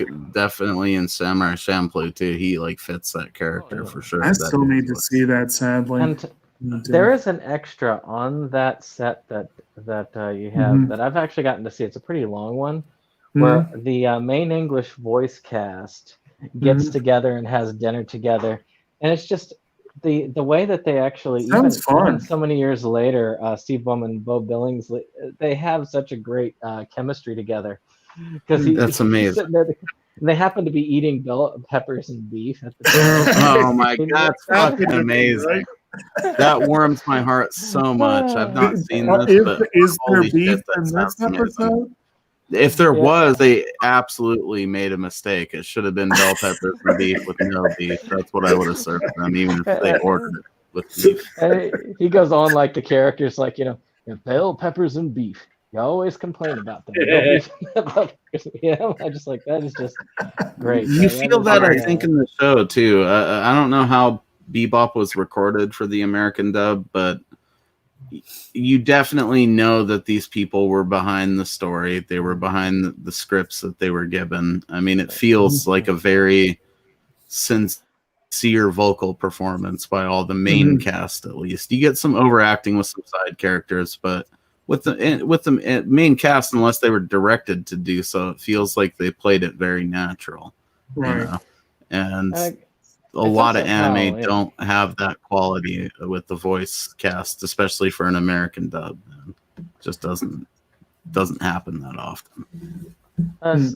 I guess since we're running late, let's move on into the plot. Okay. So again, major spoilers coming up, and Dave, again, I know you say you don't care, but I am going to be spoiling the ending. This is one that honestly I feel horrible that we're about to do this to you if you haven't seen Please don't, because I don't believe in all that bullshit. It's good. You should believe in it. Okay, well, again, with my first experience, Your choice, buddy. for example, for my first experience, I knew it doesn't end well for Spike, and knowing that going in helped. But I would also have felt really bad if I knew exactly what happened. You know what I mean? If you guys want me to leave, I can. So that that's up to you. Nobody wants you to leave. It's up to you. It's just I want to give you that warning because when I go over the plot, I'm going to go over the main plot line. Maybe I should. And then we'll talk about those episodes. And I don't mind leaving now so that I can finish the episodes. Okay. So, and then because, you can maybe or, we can start or the you can movie. stay and just mute your audio, and I'll give you a thumbs up when he's done explaining it, and then after give me a thumbs up in the group message, and then I'll come back on. Okay, well, give us a thumbs up. Okay, he's off right. now. So, might need to see how he thinks it'll end. Probably not. Okay. The main way this is, the main plot line, as we talked about, we touched about the Syndicate and Vicious, and this is kind of scattered throughout, and we see close calls throughout the series, but it all eventually comes to a head where Spike finally reunites with Julia, and you find that there is no real outrunning the Syndicate. Vicious attempts his coup, fails, then manages to overturn his failure. But that sends basically everybody hunting them down. And this is after pretty much all the other crew finds what they're looking for and then leaves. Now, Spike, of course, neither Spike nor Vicious make it out alive. And that last bit where you see Spike fall, that is such a jaw dropper. Because Bang. unless it was spoiled for you beforehand. Oh man, I saw Not that shit something on I was Adult Swim, expecting. No way was that what you were expecting when you were watching this show unfold for the Right. first I don't know, time. Jake might have known Unless it you all knew along. previous, unless you knew Like I previous. said, I knew it didn't end well. I didn't know the particulars. See, Cowboy Bebop's one of those things where you don't think that's how it's going to end until you hit that second part of that last double feature, and then you're like, he's dead, dude. Like the way that this is all playing out, he's fucking dead. Right. And once Julia gets it, it's that I love the way it ends. It still brings a lump to my throat to this day when I watch that whole thing. Him storming that building and kicking those grenades, and it's reminiscent of the Matrix lobby scene, but then they take it so much further into awesomeness, in my opinion. Actually, this came out the year before The Matrix, so it makes you wonder if the Wachowskis ripped this off. Somehow saw like some fan sub shit or something and ganked it. Because it is very reminiscent of that, you know. Oh yeah. And it's just once that music kicks in that last sequence, like that, what is that? Real Folk Blues is the name of the song, isn't it? Well, over the end credits, the whole time it's called The Real Folk Blues. But I was looking on ANN, and they list a insert song, Green Bird by Yoko Kanno. Maybe that's the one they play at that moment. You would think it would be The Real Folk Blues. But it was different. Like it was similar but different. It's to the same like tempo as it, in the very least. Like it you know, I wish that I had taken more notes or notes at all on the music, but that part was like it's powerful, dude. You know, like as soon as he takes off in the swordfish or whatever, you know that it's like the and that music just sends it home, you know. You know it's coming to be. You knew it was going to be like. You knew it was going to have some tragic element. At least that you knew, like, okay, Julia's definitely not coming back. Yeah, she's dead. That chick was dead. I mean, there was always that thought that maybe Spike could have lived through. No, they play that ascending song through the whole credits, and if you watch it till the end, there's that black and white, like, sort of charcoal picture of his face or something, you know. Maybe. And then it ends with carry that weight, you know. Like all you're gonna carry that weight, and it's like, what the fuck? Like most episodes end with "See You, Space Cowboy," which is a great, you know, solid ender. A few of them have different messages, but that's like the main. The first one with Faye does have a different ending, like has a different ending message, and then she says it at the beginning of the next one, but I forget. Easy come, easy go. That's what it is. Yes, easy come, easy go. And it's prophetic that it says that instead of "See You, Space Cowboy" at the end of Faye's first episode, because she's always trying to leave, you know. Right. And one of but she still comes back at the end. That's the kind of funny thing in a way. And one of my favorite ones is the at the end of Hard Luck Woman, which is the final episode with Ed. And I think it says "See you around, Space Cowgirl." I think was what it said, and I'm like, that was like, yeah. And but yeah, you got that end one just says carry that weight, and it's like, ooh, as if it wasn't already depressing. Yeah. I mean, it's just good. Oh, it is just it was such an emotional end. You could feel that weight build. I always say, you know, if you got to get to it, and you got to get to those last 3 episodes, but you can feel it at the end. You know, even if you're not even paying attention, you know at that episode before the last 2, okay, it's ramping up to end. Yeah, it's just getting ready to go because they've got everybody else exiting. The good times are over. Now we gotta deal with some of those bad times are coming. The dark times are coming. To me, the moment in the second half of it where, I'm sorry, I think I'm getting ahead of us here. My bad. Well, I think, Brandon, I didn't really hear your full run through of that basic plot because you went all the way up to the end really fast. But I guess you were talking about the through line that was Spike's part of it, right? So, yeah, I mean, essentially, the whole syndicate thing was, you know, just Spike's past. Spike was a member of the syndicate. He and Vicious and Julia, all of them together. And of course, Spike was tired of it, so he ended up breaking off of the syndicate, and that made them have like a vendetta. And so basically, when we were talking about Vicious, we kind of threw out like that kind of thought that Vicious was kind of, I think that Vicious was kind of upset that the person that he was looking up to left. Yeah, and then at the end, you know, heavily. Yeah, and also he was pretty much sticking it to his girl. And, you know, then you also had the whole thing later, too, where, like, once Vicious betrayed them, the Syndicate's whole tradition was to just kill anyone ever involved with this crew, you know? Right. So that's how Spike becomes a target at the end, where it's like, either way, someone's going to get him, you know? He dealt with some shit before, but not to the point where it was like a whole syndicate and whatever corruption they have at their hands, plus this vicious Sephiroth wannabe running around with this crow, you know? So essentially, the main structure of the plot is functioned around, it starts and ends with Spike pretty much.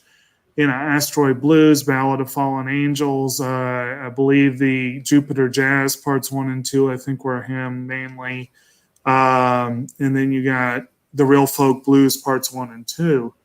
But you also have the 3 strong props from the different characters. You know, Asteroid Blues also starts setting it up for Jet. And Jet's got his big ones are Ganymede Elegy, which is where you learn about the woman that he loved. And you start learning a little bit about his past as a cop and whatnot. Black Dog Serenade really gets into his past as a cop. And then I think those were the main ones for him. But Boogie Woogie Feng Shui was kind of also a Jet-centered one, but it was less on his real story, you could say. Cowboy Bebop is one of those few shows that, like, most of the filler episodes are actually kind of important too, in various little ways. I'm trying to figure out right now, real quick, the essential ones. For Faye, she's introduced in Honky Tonk Women, and her essential ones are My Funny Valentine, and she had a later one that was Hard Luck Woman was kind of split between her and Ed. But I feel like there was another big one for her. And then Ed found the tape sets up the final part. But I can't remember what the episode is. What is that called? I think that was 24. It is no, that's Hard Luck Woman. Brain Scratch, maybe. My Funny Valentine, I think, is the one where they found the tape. Actually, Brain Scratch was the one where they had the cultists that was like free your mind and put it on the net. It did help her get her memory back, so maybe that was a good one there. And then the list I got for Dane off of Reddit is like some guy's essential thing. It's rare people on Reddit actually unanimously agree with each other, and this one seemed to make sense. It's like all the character episode intros up to Ainz, and then it's Jupiter Jazz 1 and 2. Then you have episode 15, 16, which is Faye and Jet's backstory. That's all they list them as.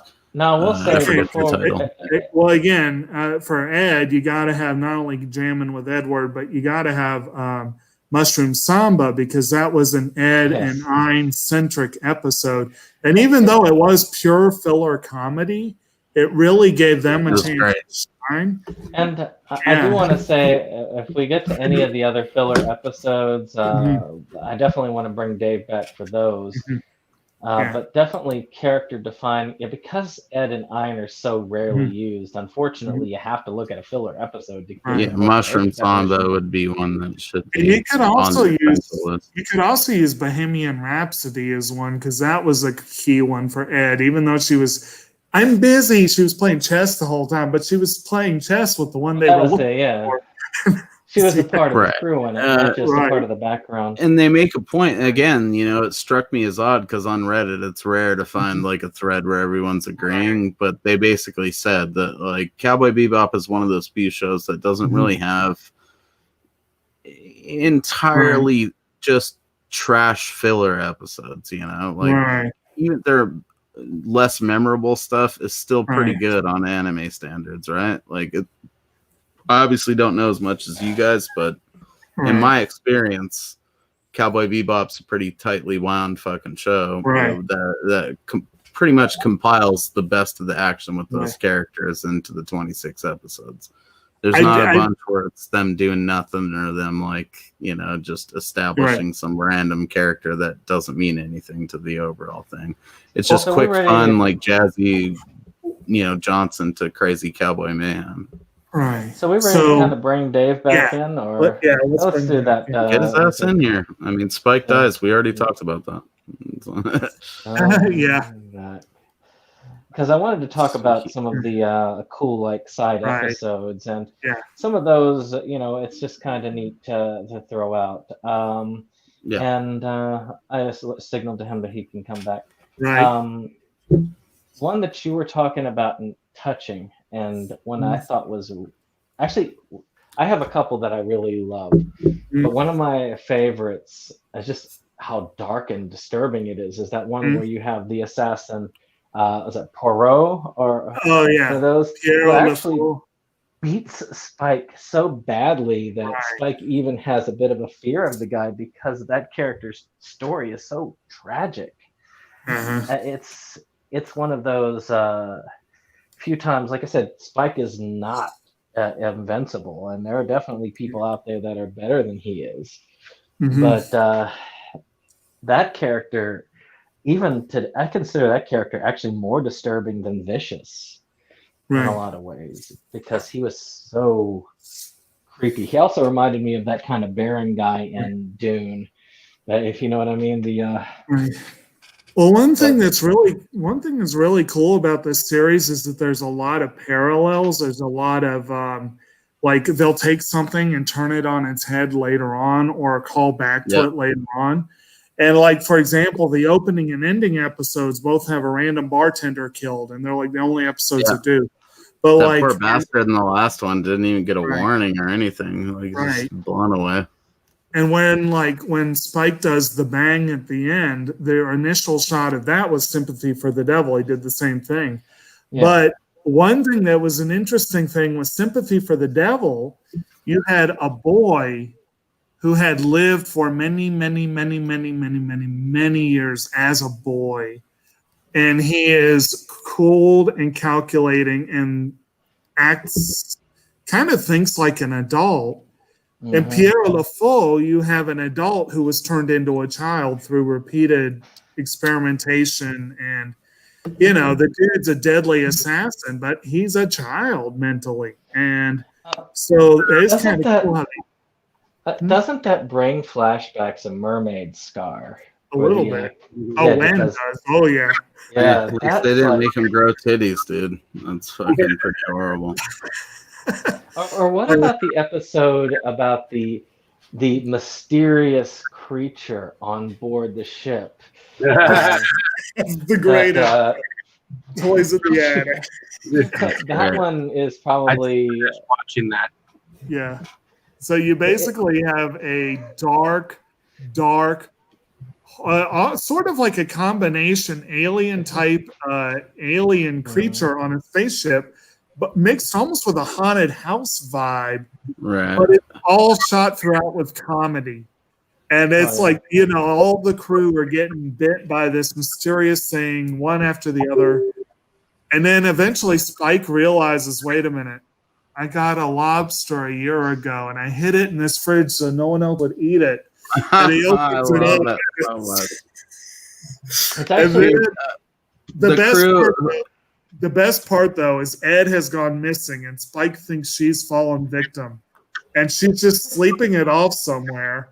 And then she feels something near her in her sleep, grabs it, and eats it. It's the creature, and then she just goes back to sleep. It's like actually, so if you've then they end it with that that next episode preview, and they all died. Dude, I think in terms of like crews from Japanese anime, the Bebop crew seems like people that probably we could have had a beer with and talked about Roger Corman movies and Bruce Lee shit or something. You know what I mean? Right. Like, I wouldn't be surprised if Corman is an influence on some of this. Wouldn't be surprised at all. Go ahead. Darn, my mind just blanked. Yeah. It was one of the things that brought that episode so close to home. Jake and I have a friend who, at the time that we were talking about Bebop more together, this person had a pot of chili that we felt like had grown sentience. And That's amazing. I'm and already loving your story like right and was fucking like now. I'm loving this so much. Keep and telling so it to we me. were thinking that like was gonna get up and start attacking us. I don't think it was purple. I can't remember. Actually, Yeah. I don't think I saw the chili, but I heard about it. I'd I like saw to the pot witness the this chili was bad in. chili. I wasn't brave enough to look at the chili itself. You didn't look at right in its vortex, that fucking bubbling crude right there. Oh man! Jesus Christ, that horrifies me for some reason right now. Like, just And then the other hilarious episode again was Mushroom Samba, which was the one where Spike ate some old ass chili. Is that what happened? no, that was the one where with the mushrooms with The that. psychedelic mushrooms that Yes. have Ed and Ein as the main characters. So basically, there was a bounty that I'm trying to remember what was going on Actually, with the other. and Dave, you would like that episode because they Yes. also talk about they bring up the character that was similar to Django. There's a Because- character who's like dragging a coffin. Yes, they simultaneously reference Django and Shaft. It's great. Yes. And but yeah, the whole thing with the mushrooms was just quite amusing. Classic. Yes. Dude, you have no idea how much buzz there was around that with our group in high school, you know. Because we were like, Ein do that. a lot of us were taking mushrooms for the first time, so it was like a good time to have an episode like that on Adult Swim. And then Ed like feeds them to test them out on the crew. Yes. Yes. It's like Ein apparently doesn't get one of the psychedelic ones, or else it doesn't affect him the same way. But he does do that weird little hop, but he seems to sober up quickly. But it just cracks me up the watching him do two that. of them were yes. That and Ed's worm that she does at some point. I forget which episode that is, where she like worm crawls away from the computer. And then like they actually catch the bounty and accept the mushrooms as payment instead. It turns out, well, Ed does anyway. They're all shiitakes, yes. They're all edible, but they're not like magic mushrooms. But I did Spike read it. starts taking him and doing his workouts, and then all of a sudden it turns into hot yoga. And I did I read a comment about that episode that I thought was pretty funny. They called it a family-friendly blaxploitation homage stoner comedy, which is like that's a good as way of any to put it. Yeah. But yeah. Now, and you guys ever take mushrooms? No. Let's just throw that out there. No. So, how about you, Dave? What? So you ever take mushrooms, Dave? Is what have I ever taken mushrooms? Yes. Should I answer that here? I took them. I mean, they're about to be legal here in my state, so I've had a mean shiitake. Dude, you know, I've had them in brownies. What are those ones that taste like portobellos? Those are the steak mushrooms. Those are fucking insane. I had I love eating mushrooms.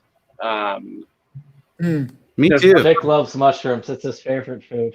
I once took he likes mixing them a with quarter pineapple. ounce of the psychedelic type before I went to work, because I had this roommate where if like I left like any type of stash at my house, he would just get it. So in my 19-year-old mind, I was like, it seems like a good idea to just take a quarter ounce of mushrooms right now, as opposed to this dickhole stealing them. And so I took them and I went, I went to work and I turned like Tomba pink. And I had to explain to my coworkers, like, I'm on fucking, there used to be a lot of mushrooms right now. And I couldn't even deal with customers. I was just laughing at them and washing their windows. Like, it was the worst fucking night of my life. That reminds me, I don't know if you ever seen this, you ever read this Hunter Thompson article where he's coming back from like Mexico or something, and he's got this pharmacopoeia on him, and he doesn't want Customs to get it, so he takes it all. Maybe if it was in one of the books, I read the first couple books in high school, and they're all right. Mostly I want to see where the buffalo roam. What were you about to say, Dave? Huh?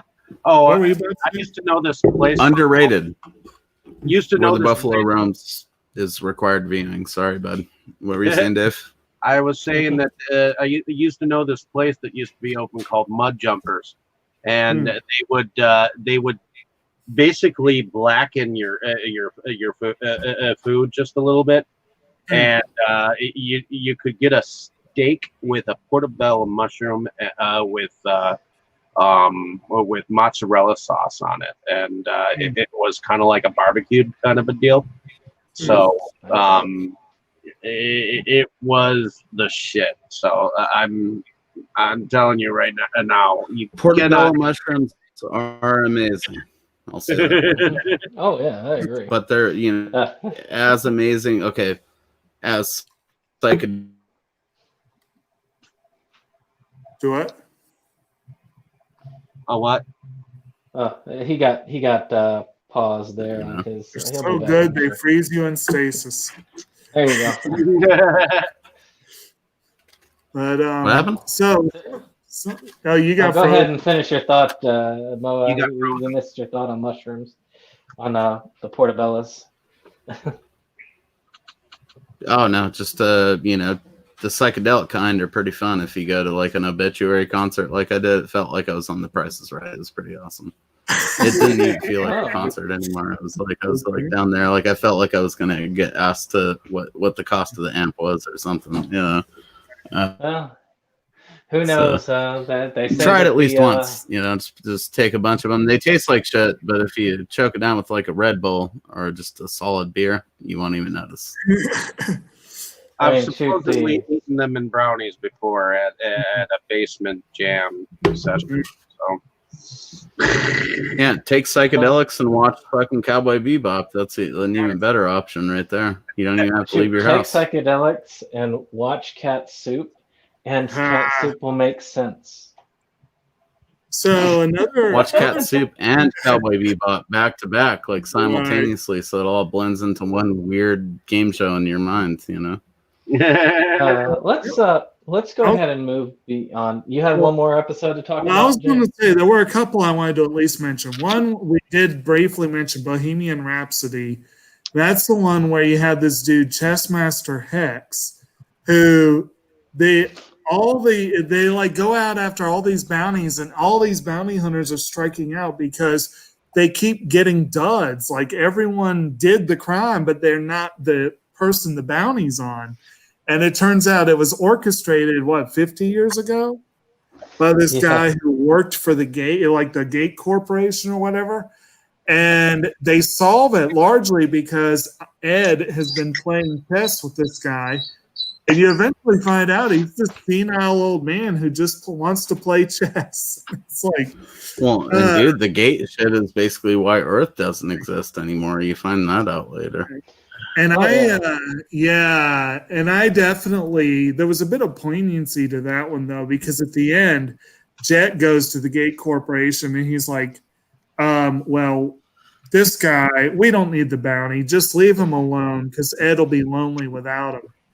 And he ends up dying after the game finishes anyway. And it's like, it's just really sad. Because you're like, oh. You gotta love Ed's father though, because he's trying to map the Earth, even though the Earth's surface is constantly changing. And we definitely got to mention that in a moment. But the other filler one, if you want to call it filler, that I wanted to mention was one that actually did not air originally on Adult Swim because it would have aired like. It came out very shortly after 9/11, and they thought it was too similar to because you had twin towers. And that was the Cowboy Funk one where you had Cowboy Andy Oh, God. Oh my God. An insufferable character. You're talking about side characters. We didn't even talk about Andy and Teddy Balmer. Teddy Balmer was actually pretty fun. But they had, so that was just an interesting little episode, but it had a lot of controversy because of the subject matter. And then, yes, I do want to mention Apple Deli. We do finally meet Ed's father, whose name is Apple Deli, And they actually, at one point, you do see, I think they show his name. His name is actually Apple Deli Sinis Hesap Lutfen, which apparently is a corruption of an actual Turkish phrase, which is pronounced practically the same way. Affeder Sinis Hesap Lutfen. I probably butchered that. My apologies. But apparently his name is literally Turkish for "excuse me, check please." I thought that was hilarious. Well, and dude, I mean, that's like also the where you character learn. is a little darker than the rest of the characters complexion-wise too, which Yes. I've never really thought about or noticed until people pointed it out. And I always thought it was because Ed was laying out there on those like ruins, just hacking things. Like she just had a really good tan. And it could be that a lot of people, not everyone on Earth clearly, because they show a lot of Earthlings who don't look all that different, but it could be that there's more of that than there would be otherwise because of the gate crash or whatever. But the thing I was going to mention as well is that I love how when they meet, when they are about to arrest this guy because they think there's a bounty on him, and then the Bebop comes crashing to shore right behind them, and you see Ed up top, and she jumps into his arms, "Father," and then he's like, "Francoise," and it's like, holy crap, her name was Francoise? Are you oh yeah, I forgot. Were you a girl? That's a great moment. One of the best of the show. But yeah, that was pretty fun. And I love Jet's face when the Bebop hit the shore. I can't really say enough about what was Galaxy Shuffle. Oh. The one where it really shows like Faye risk of life for Spike. Yeah. Like that's a highlight for me in terms of like episodes that I think get unsung in the grand scheme of it. Yeah. Probably the one with the Ganymede sea rats. I mean, that's just good stuff. Oh, how Spike slips the shit back into her pocket, and then the first one. So that's like my uncommon top three, I guess. My favorite part would be like the same as you guys probably. Yeah, my favorite part in that was Faye had gotten a hold of that ape virus, and she had no clue what it was. And she was like, well, I can't use this. So she tosses it to Spike. And they've got that. I think her name was Twinkle or something. Like they got the leader. Yeah, and Spike's just messing with it the whole time. Yes, he's trying to break it. He's doing everything he can to tear it open. He's like, and then he finally just shoots it, and she's like, and that's where you first see her eye twitching and shit. No. The whole time she's like really tense, and she keeps kind of glancing at it. And that was my favorite part of that scene. Was it was like, she knows what it is. Yeah, Spike's over there just. But you realize that Spike also by any means. Right. He was doing that to get her reaction, though, and you learn that by the end of it when you realize he slips it into her pocket. Yes, he knew it was something he didn't want to keep. Yeah, but blew my kid's mind, man. She was like, needless to say, Nami is totally sold on Cowboy Bebop. She is 100% a diehard fan now. Like we were 6 episodes in, and she asked me like, How many episodes is this again? Like she was afraid it was going to end in another like 6 or 7. So yeah, it was adorable, man. I was like, no, it's 26 episodes in a movie at least, Mm-hmm. And the movie at least gives you more of what you love. And we'll talk about that also. But Dave, were there any episodes that you felt so far that stuck out for you that you really liked? I would have to say, so far, my favorite episode besides Heavy Metal Queen was, I would have to say the episode where we get to see Jet Black's ex-girlfriend, and the way that he was just distracted thinking about the past and whatnot. I think that was a very touching episode. So I would have to say that one. The wackiest one was the space creature, the toy in the attic. I mean, and the fact that what's his name, Spike was saying, well, last year, I had just so happened to get my hands on a rock monster, whatever, and a rock lobster. Yeah. a year later, I wonder what it looks like. If instead of a lobster it had been a plate of bell peppers and beef that came alive, that would have been even more epic. Yeah, But missed opportunities aside, it would have been more dangerous if there was beef. Instead, we get kind of an episode that could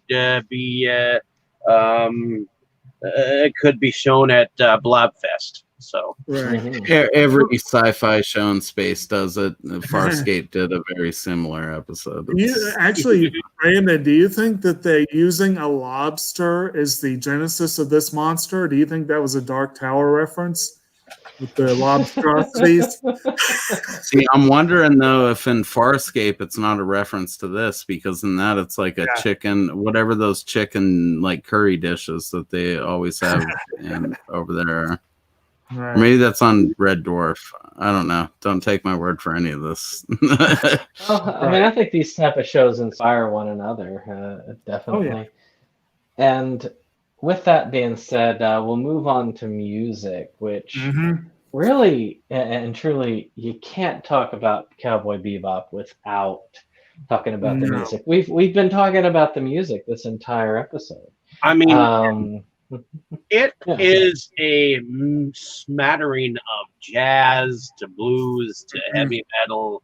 It's like an interesting mix because I feel like I'm in a lounge, just sitting there listening to some guy on a saxophone, or Preferably, that's the feeling you get from Cowboy Bebop, is that you're in a super dope, like perfectly comfortable yet not pretentious airport lounge that also serves really good sushi. That's basically Either that, or we're just in the Star Wars.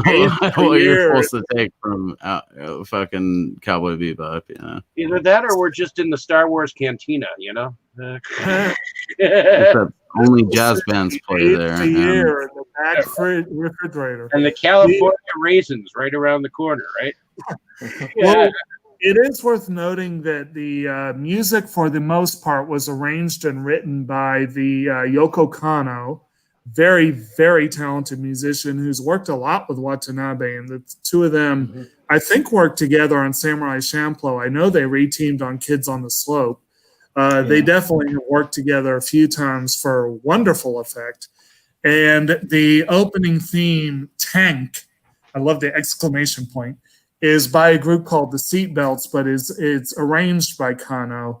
And then the Real Folk Blues is also musically by Seatbelts, but sung by Mai Yamane, or if this was the Godzilla one, I guess we'd say Mai Yamane.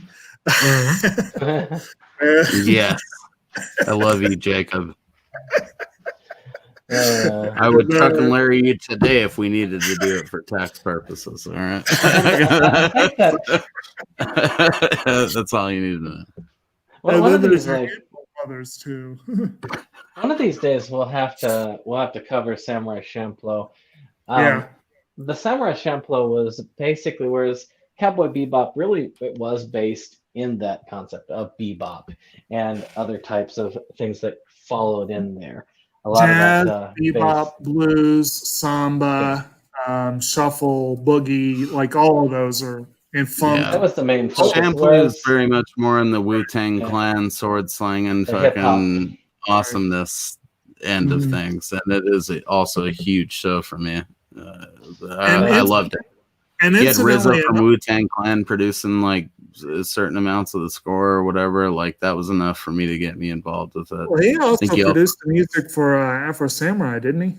Yes, sir. Yeah. So we branched out. He scored a couple movies since then too that I still haven't seen, but I'm down to give him a look and see what he can do with like just a normal score. Somewhere well down the road, we might also tackle Kids on the Slope because that's a nice short series that has some phenomenal music.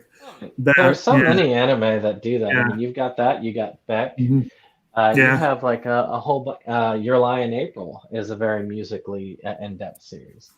Well, I think that's a common misconception with like casual anime people or people that don't know about it yet is that they think everything's going to be fucking Dragon Ball Z where you have to watch like hundreds of episodes or like One Piece or something like that or Naruto. By and large, there's lots more of 26 episode series out there. I feel like, at least in my experience with anime, or like 13 episodes or little 6 episodes.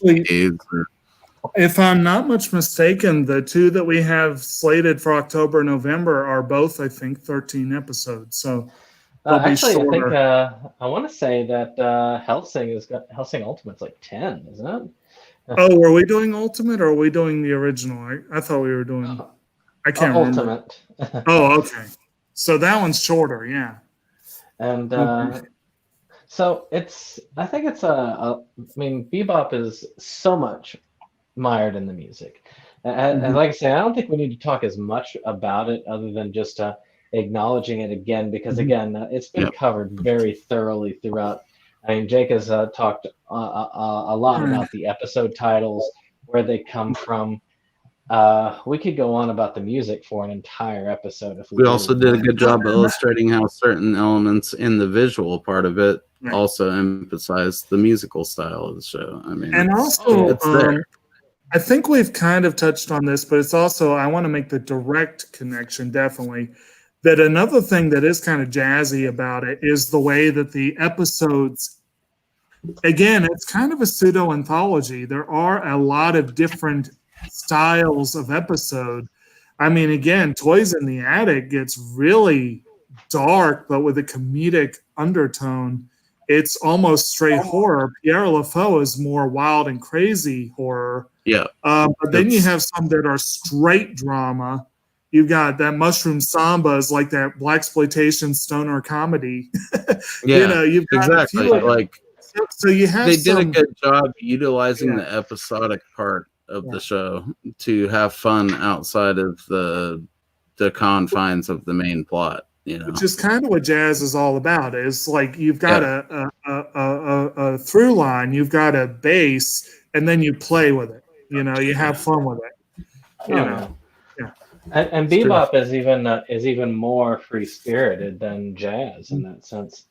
And that's with that Blob episode. So, did anyone else notice that Jet Black was playing strip poker with Faye? Yeah. And she's winning. It's like one of the only times in the whole series she's winning at gambling. Well, she wanted money. He just didn't have any. Yes. She got everything but money. And one thing that probably could be mentioned with Faye is that she has almost an addiction to horse races, and she can't win to save her life with horse races. She tries dog racing once and is winning big, and then it's gone. And I think Mo, wasn't that when she said easy come, easy go? When she lost that. Yeah. She's like handcuffed up there, and it's that first time where you're like, I'm talking about when she loses the dog race.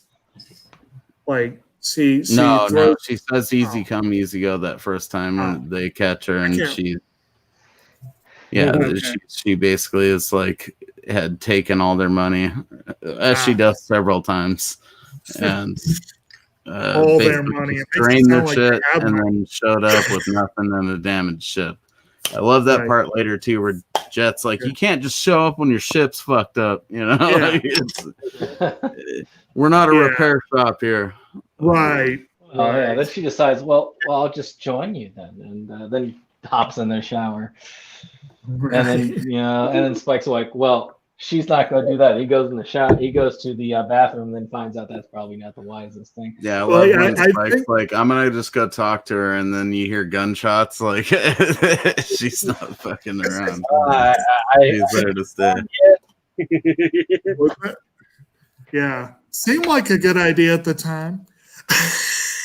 So the last part of this is the visuals, and Uh-huh. a lot of time people they'll harp on about makeup and set design, but with animation, you really have to look at things like color, the Well, smoothness of the movement, how Set well they design- utilize the budget. Production design was a big part of this because they basically created a a universe from scratch. Hmm. And it kind of has this, it's like futuristic retro all in one. It feels real. It's like future punk, fucking sci-fi, Right. Bruce Lee, like death. But Right. the words I always think about is similar to the Dark Tower. Just you want to see mentioned, it. At is the same the time, world it's like has pumping crazy Asian culture, you know. Yeah. the world has moved Good. on. Yeah. Well, That's- Earth has moved on because of that gate crash. And actually, I think Yeah. most of the action is more or less centered on Mars, if I'm not mistaken. But if Well, you look at it, though, most of the places they visit, They If you visit think there a about few it, times, but I feel like a it's- lot of it is all over the place. I mean, they Well, go to a lot of it Ganymede, they go to a lot of the that fucking, colonies. Well, like you know, isn't the Mars Red Dragon, definitely is. isn't like Red Dragon based out of Mars, and that's where Yeah, they're a the Martian story syndicate. keeps coming back. In And fact, then that's, Spike's home planet, I believe, if I remember Right. correctly. But think so. most of the universe, most of the places they Mhm. beat, they're run down, and those places that are not as run down, you can tell that a lot of it's just a veneer. Either it's run by a criminal like the casino, Right. or you notice that there's a lot of corruption at the top and putting a lot of the people in the poorhouse. Good example when you're talking about one of Jet's episodes where he's visiting and they're talking about, well, there's nobody left around here. It's getting worse and worse, and that's the whole idea. I mean, I feel like it's a universe that's tired and running down. Mm-hmm. Yeah, And even that's Bebop, it's running down. basically, like, you know, it's all disconnected. There's no real law and order through most of it. You know, it's just Mhm. kind of run on their own local law and order. And if that breaks down, like in the case with like the Ganymede, Which is why the bounty much. hunters are. any It's why the bounty Be hunting able is to such do a for big you. part of the deal. You know.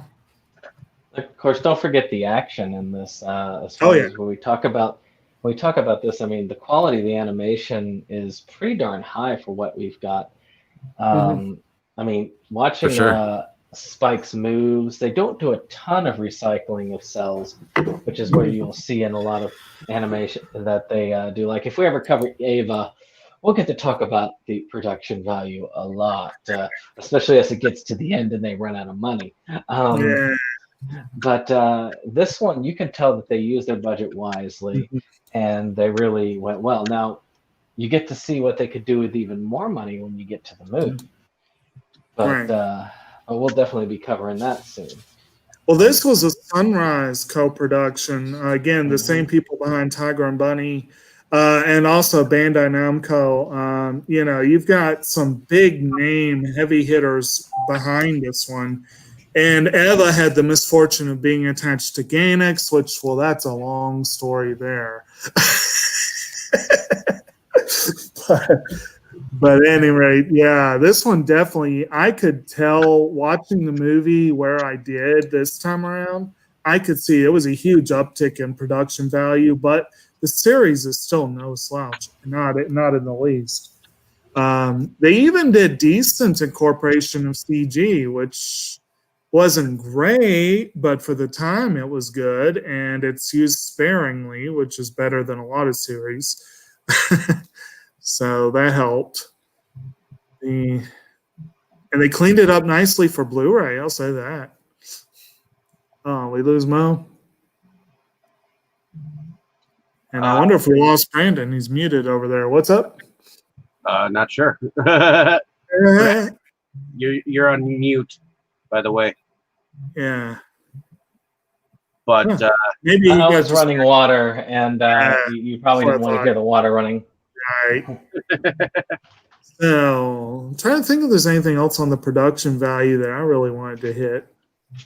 Again, Yeah, there's a lot of subtle and not subtle references. There's a lot of Easter eggs scattered throughout to things that Watanabe enjoys or that other people in the cast enjoyed. There are characters who supposedly are or definitely are references to real life people or to other characters. So visually there is that sort of a hodgepodge too, but it's in the end, though, they really did do more than just a synthesis of all the stuff that came before. They really used it as a jumping off point. Yeah. Oh, we lose Brandon altogether. uh-oh. Oh, this is interesting. That's okay. We can bumble around here for a little. Bit. I kind of. What's up? I kind of like that the fact that this world is set in what is there you go. What is it 2072 that this is filmed in? Something like that. Sounds about right. Yeah, 2072, which is actually not that far off. To be honest. Not that far. But okay, there we go. Mo's back in with us. Like different spaceships. Sorry, Buzz. Oh, hey. I do like the different spaceships and the different atmospheres that this series. I mean, it's got some kick-ass action all over the place. I mean, you've got your dog fights, you've got your martial arts action, you got your gun fights. I mean, it's just all over the place. Yeah, it's basically John Woo, Bruce Lee, fucking,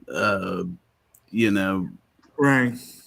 Straight up Star Wars shit in space with like bounty hunters, and you also got a little bit of that Western desperado flavor to it. Yeah.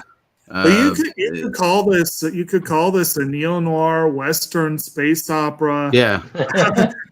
With maybe a little dose of future punk in there or something like that too. Punk, yeah, definitely.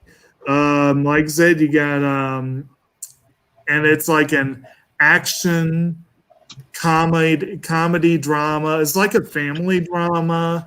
It's like a buddy cop movie mixed with a weird summer camp movie where everyone gets like bonded together, you know, and some hijinks. And then it also has like that epic like triad sort of Godfather Goodfellas vibe to it, where it's like the core of it's involved in something much larger and more sinister than what it might seem on the surface. I do want to mention a couple of fun things mentioned on IMDb that just amused me. One, originally Ed's character was based on a description of the series music director. I'm going to guess they're referring to Yoko Kanno here. A little weird, cat-like, but a genius at creating music. And was going to be a boy, but they turned her into a girl to even the gender ratio, which I love it just because she still is pretty androgynous for the most part. Oh yeah, I don't agree with that. I mean, when I see Ed, I immediately think of like an awkward little girl. I don't think of. I didn't right away, especially if she's supposed to be 13. She really does seem more like a boy. The other thing that I think we expect 13-year-olds to be more of what 13-year-olds expect them to be, you know what I mean? But lots of times there are gangly little weirdos with no boobs or something. Yeah. Especially with anime, because with anime, by the time that they're 13, you're supposed to have G cups, I'd argue fucking Ed is probably one of the best interpretations of a 13-year-old girl in anime history, because she looks like your 13-year-old cousin that you would be like throwing pillows at and fucking watching Blade Runner with. One of my favorite things here. This Shinichiro Watanabe has been apparently asked about this, and he claims as it was a coincidence. But if it was a coincidence, it's a hell of a coincidence. And I'm especially fond of this because I love Spike Jonze. I love being John Malkovich. I loved Adaptation, Where the Wild Things Are. The dude is a brilliant director. Spike Spiegel is, some people say, named after Jones. Jones's given name apparently is Spike Spiegel. That's And amazing. it's like Watanabe said, "No, it's just a coincidence." No, actually, no. His given name is Adam Spiegel, so he changed his name to Spike, and he changed it from Spiegel. So That cannot be a fucking coincidence, dude. if it is, that's an awesome coincidence. I don't believe that that's even possible. That's a coincidence. You know? But that's the thing with Cowboy Bebop. It's so infused with like everything. Cowboy Bebop is like that, you know, ramen from around the world thing, or like, you know, the sushi plate that you get when you go to a big restaurant and just order for a family, and you get like the big old sushi spread, or sashimi or whatever the fuck. Don't ask for the one at the back of the fridge. Don't ask for that one. That's what Cowboy Bebop is in anime terms, I think. I mean, really, Cowboy Bebop is very, in my mind, more Western than it is Japanese. You know. Yeah. It relies heavily on a lot of the stuff and portrays it in the way that us in the West would like it. You know what I mean? Like the Bruce Lee shit is a good example. I mean, it was a huge hit here. Like, it was a big hit in Japan, but it's one of it was one of the first ones, I think, that really, really hit fire here much more than it did, or at least as much as it did at home. Like, now, if I'm not wrong, go ahead. Well, I was going to say some of the other stuff like Akira and some of that stuff, that was huge at home even before it came over here. Or if I'm remembering correctly with that one, but I know a lot of them were. But this one was kind of weird because it was like they liked it. But again, they only aired half of it. And then they aired it again a year later with the whole thing. And our initial airing skipped 2 episodes, but we eventually aired all of it, I guess. But yeah, it's kind of neat in a way. It gave people more stuff to look forward to. What's up? For you anime scholars, because of course, when I'm using my phone, I cannot use it for anything else but this, or it kicks me out. So I remember that there was a relationship of sorts between Watanabe and Nebushin.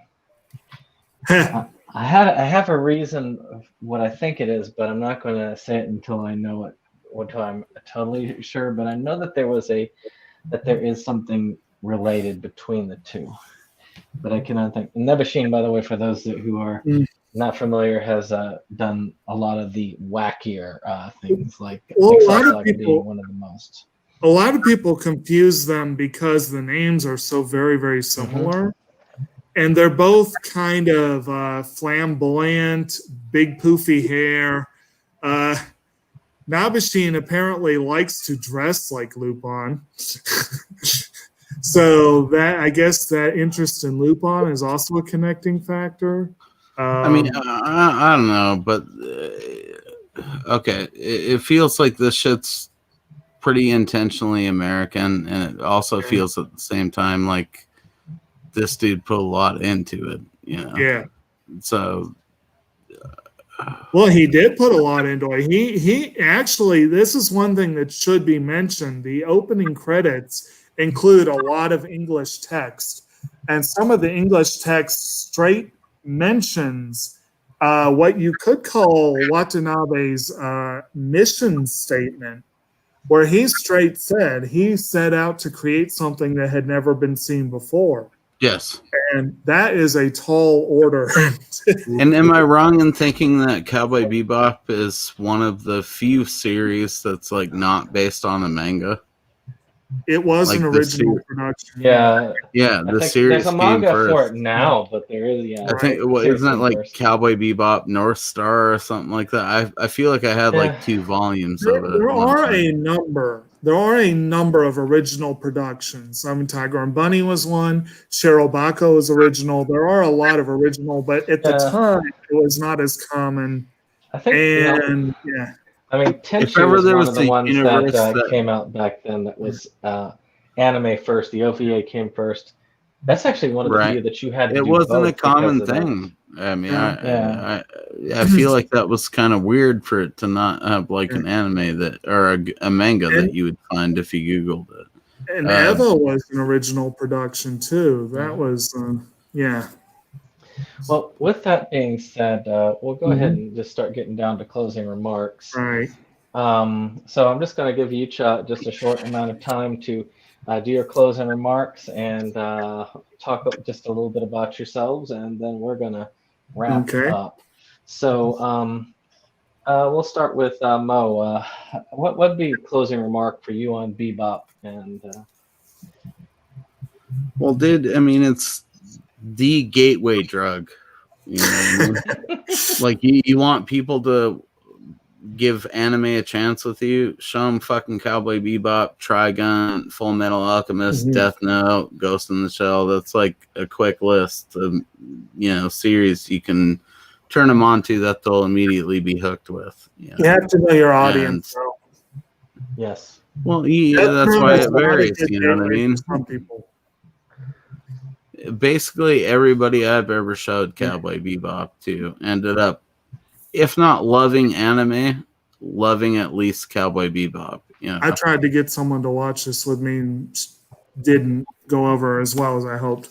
Well, I think Cowboy Bebop's one of those shows that maybe suffers now from being too praised, Well, it's it is dark. If it's it turns people off to it. Yeah. If people don't want that much darkness, it can be a turnoff. But if you like some heavy duty grit, then it's just the point is, I think Cowboy Bebop is one of the. It's the Final Fantasy VII probably of anime, where it's like it's so talked about. Was Final Fantasy VII. People are gonna write it off sometimes just because it's so popular. Right.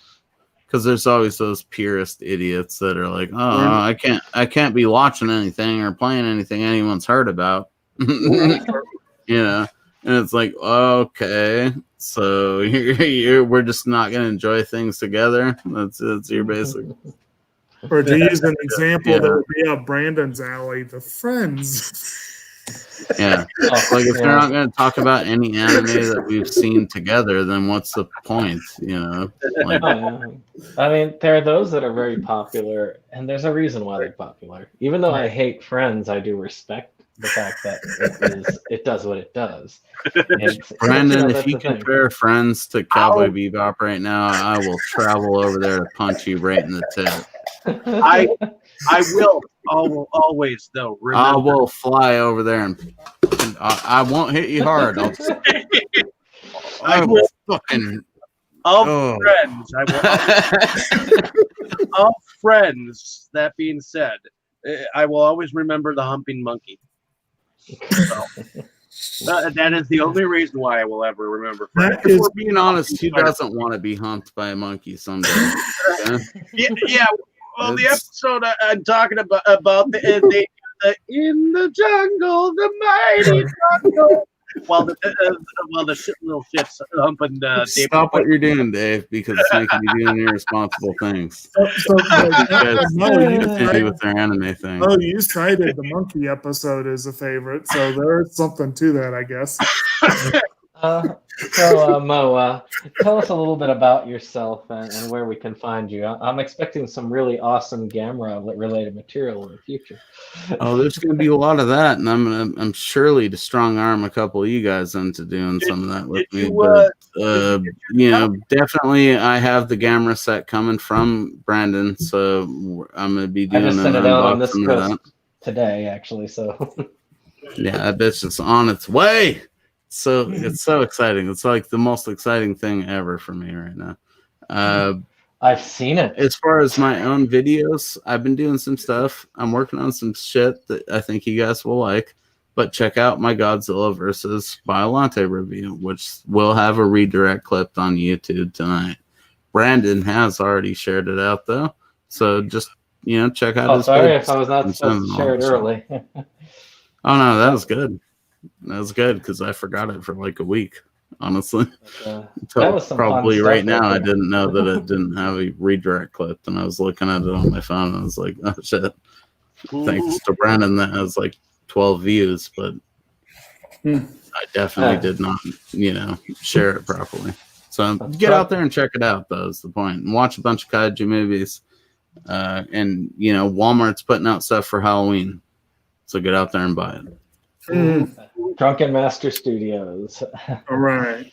So, Dave, what are your final thoughts on Cowboy Bebop? Well, actually, why don't we hold on your final thoughts until tomorrow? Sure. But tell us a little bit about yourself. Well, I'm one of the founding fathers of Inside Movies Galore, where we have very cool discussions on films. So thank you for taking that journey with me, fellas.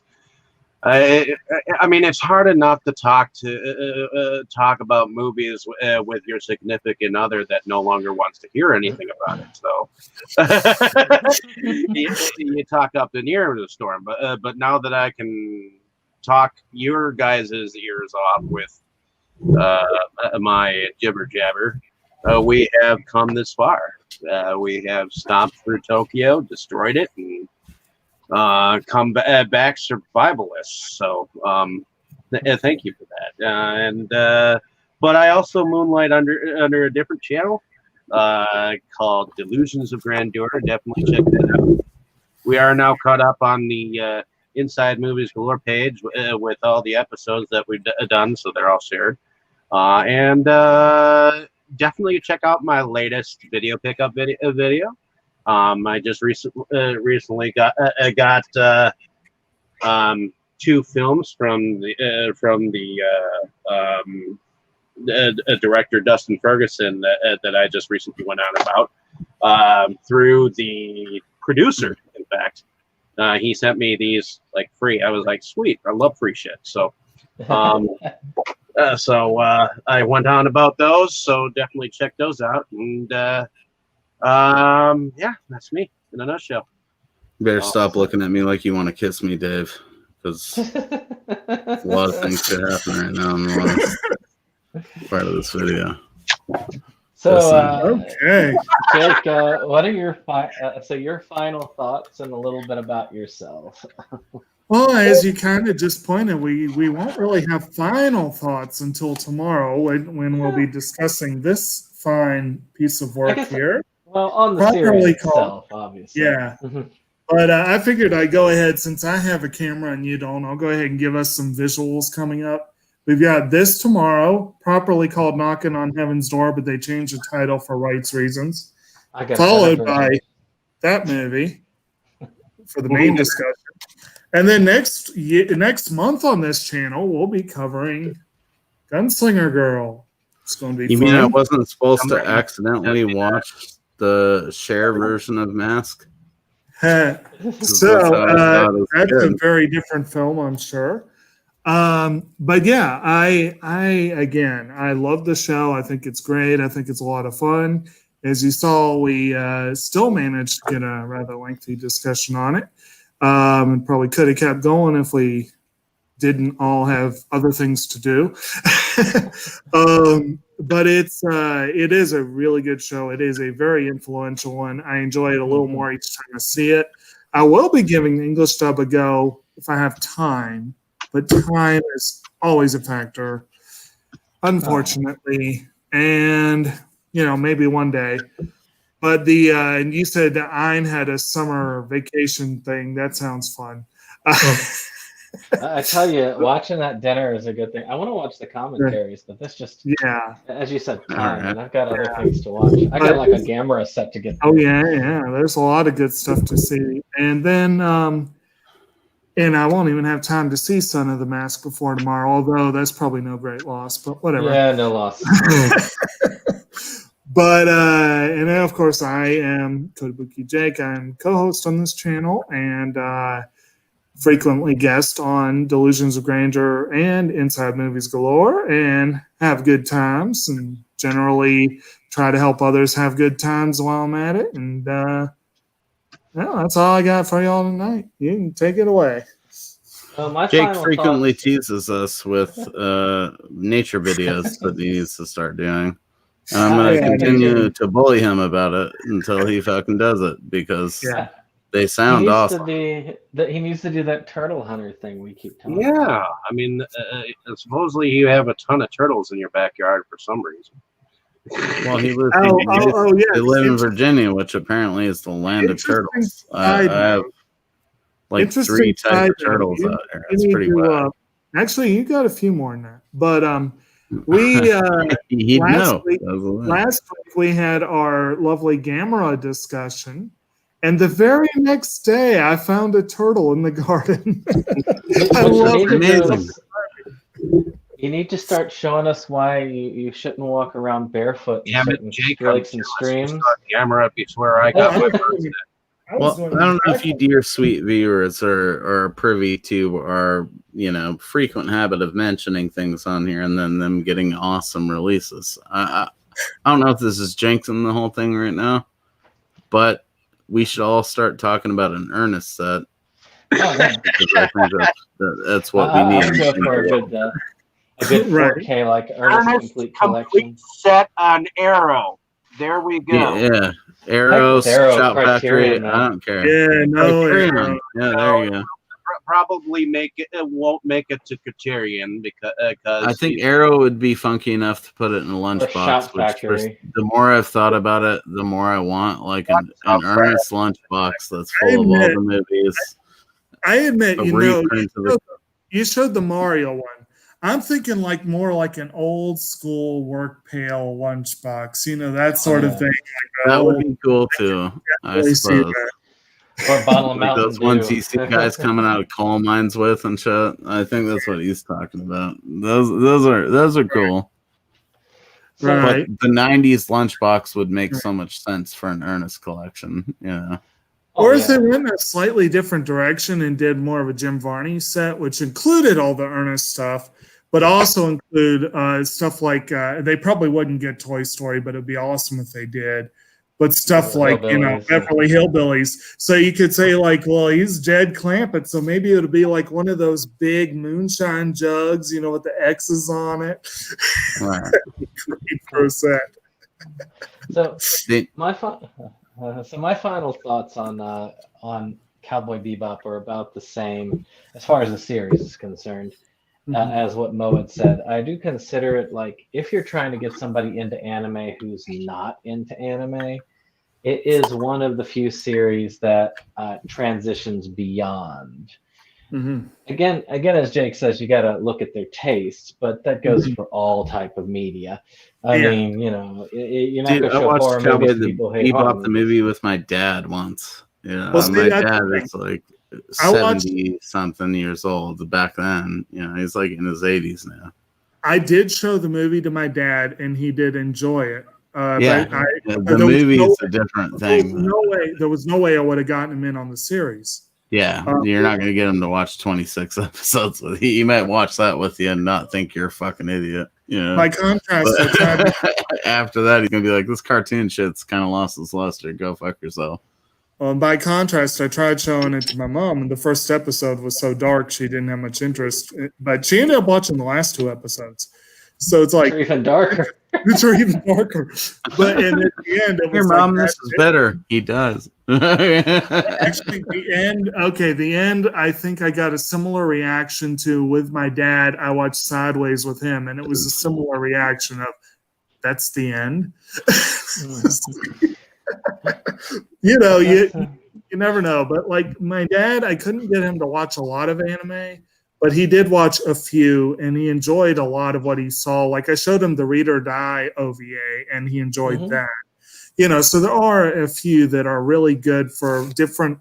Again, know your audience. I would never show Death Note to someone who doesn't like bleak nihilistic stuff, because that's bleak nihilistic stuff. But if you know someone who likes that stuff, and they think anime is just for kids, show them Death Note. Yeah. Oh yeah, I mean, it's a good crossover one too, because immediately my girlfriend was like hooked on it, and she wanted to watch more of it. You know, yeah, I mean, my wife actually really liked the first half of Death Note, but once they got to that one part, which again I'm not going to spoil for everybody here, but once they got to that middle part, it was just like that was the end. That was like, okay, I finished it, and that's but I can understand. But see, you know, go ahead. but as far as Cowboy Bebop, I think does have more of a universal appeal than most, especially when it comes to American audiences. And that's what makes it special, is that it does have that ability to appeal to a lot of American audiences. In some cases, even more so than Japanese audiences. So it sounds goofy as fuck, dude, but like almost every time I watch Cowboy Bebop, there's moments where I forget that it's animated. Oh yeah. You know? Like, and I wanted you kind of forget that you're watching like an anime. It feels like you're just watching TV. You know what I mean? I wanted to mention one last moment, and you know, Dave, you can decide to cover your ears or not. It's up to you. But one of my absolute favorite moments, and one of my absolute favorite. Dave, cover your fucking ears. Listen. Trust me, dude. You don't want to have this spoiled for you, man. Is when I'm saying this as as one of your better friends. I think just cover your goddamn ears. When Ed makes the decision to leave the ship, and she goes, and Ein comes with her, and she's like, "No, you need to go back." Wait, you come with me? Okay. But then, you know, so it's like she's made the decision. Ein's coming with her. And then she turns back and looks at the ship. And it's like the only time in the whole series you see sadness on her face. It's the only time. And you also see it's one of the most normal, sane looks she has in the whole series. But I just love that moment, just like that one look. And it was so deep and poignant. And I was like, I would never have thought I'd get that from Ed. You know? Yeah, I'm about to have that look tomorrow. Because it turns out you're safe, Dave. I didn't get to order that takoyaki yet. I've been waiting for my mom. So, and it turns out that maybe it's not accurate. Maybe it's like part of their online menu that isn't actually there. Because I've heard people say that they did get it and didn't get it. So tomorrow is actually my takoyaki day. And there is a Tokyo market located in Richmond that I have bought takoyaki from, and it's great. But I'd be willing to wager that if you got the real stuff, it'd be that much better. Oh, dude, yeah, it's the real deal. It's our little sushi shop is like it's the size of half a GameStop. You know, it's like a little hole in the wall. Nice. So next time on SeptumSin versus the World's Anime Anticlimax episode 4, we have Gunslinger Girl, which is a 2-season series that I decided, since Dane had talked about it, he better be here for that discussion. Right.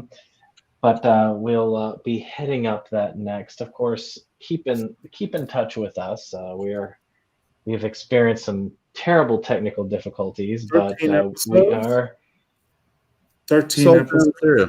I think we should continue the tradition of the Anticlimax, and I'll just like describe sushi rolls that I eat to you guys.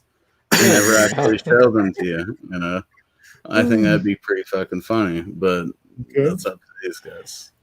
Now, next week we will be trying to do a vlogcast that I wanted to do the last time, but just got overshadowed by other things. But this time I'm hoping to get to it because I wanted to talk about out of print materials and what that means to those of us who are collectors. So that means we can talk about the Gamera set. Oh, most definitely. Gamera is the one that starts it off. And hopefully by that time Mo will have his Gamera set, so he'll be able to say, "Hey, I got that." And we'll be able to talk about all the harrowing details. So pay attention, I guess, onto this channel, and if you really like anime, continue our monthly discussions on the last semi-long, if you consider the 24 to 26 range pretty long episodes, because we're going to be backing off of that for a couple of months after that. So with that being said, best wishes to you all. We'll see you on the next one.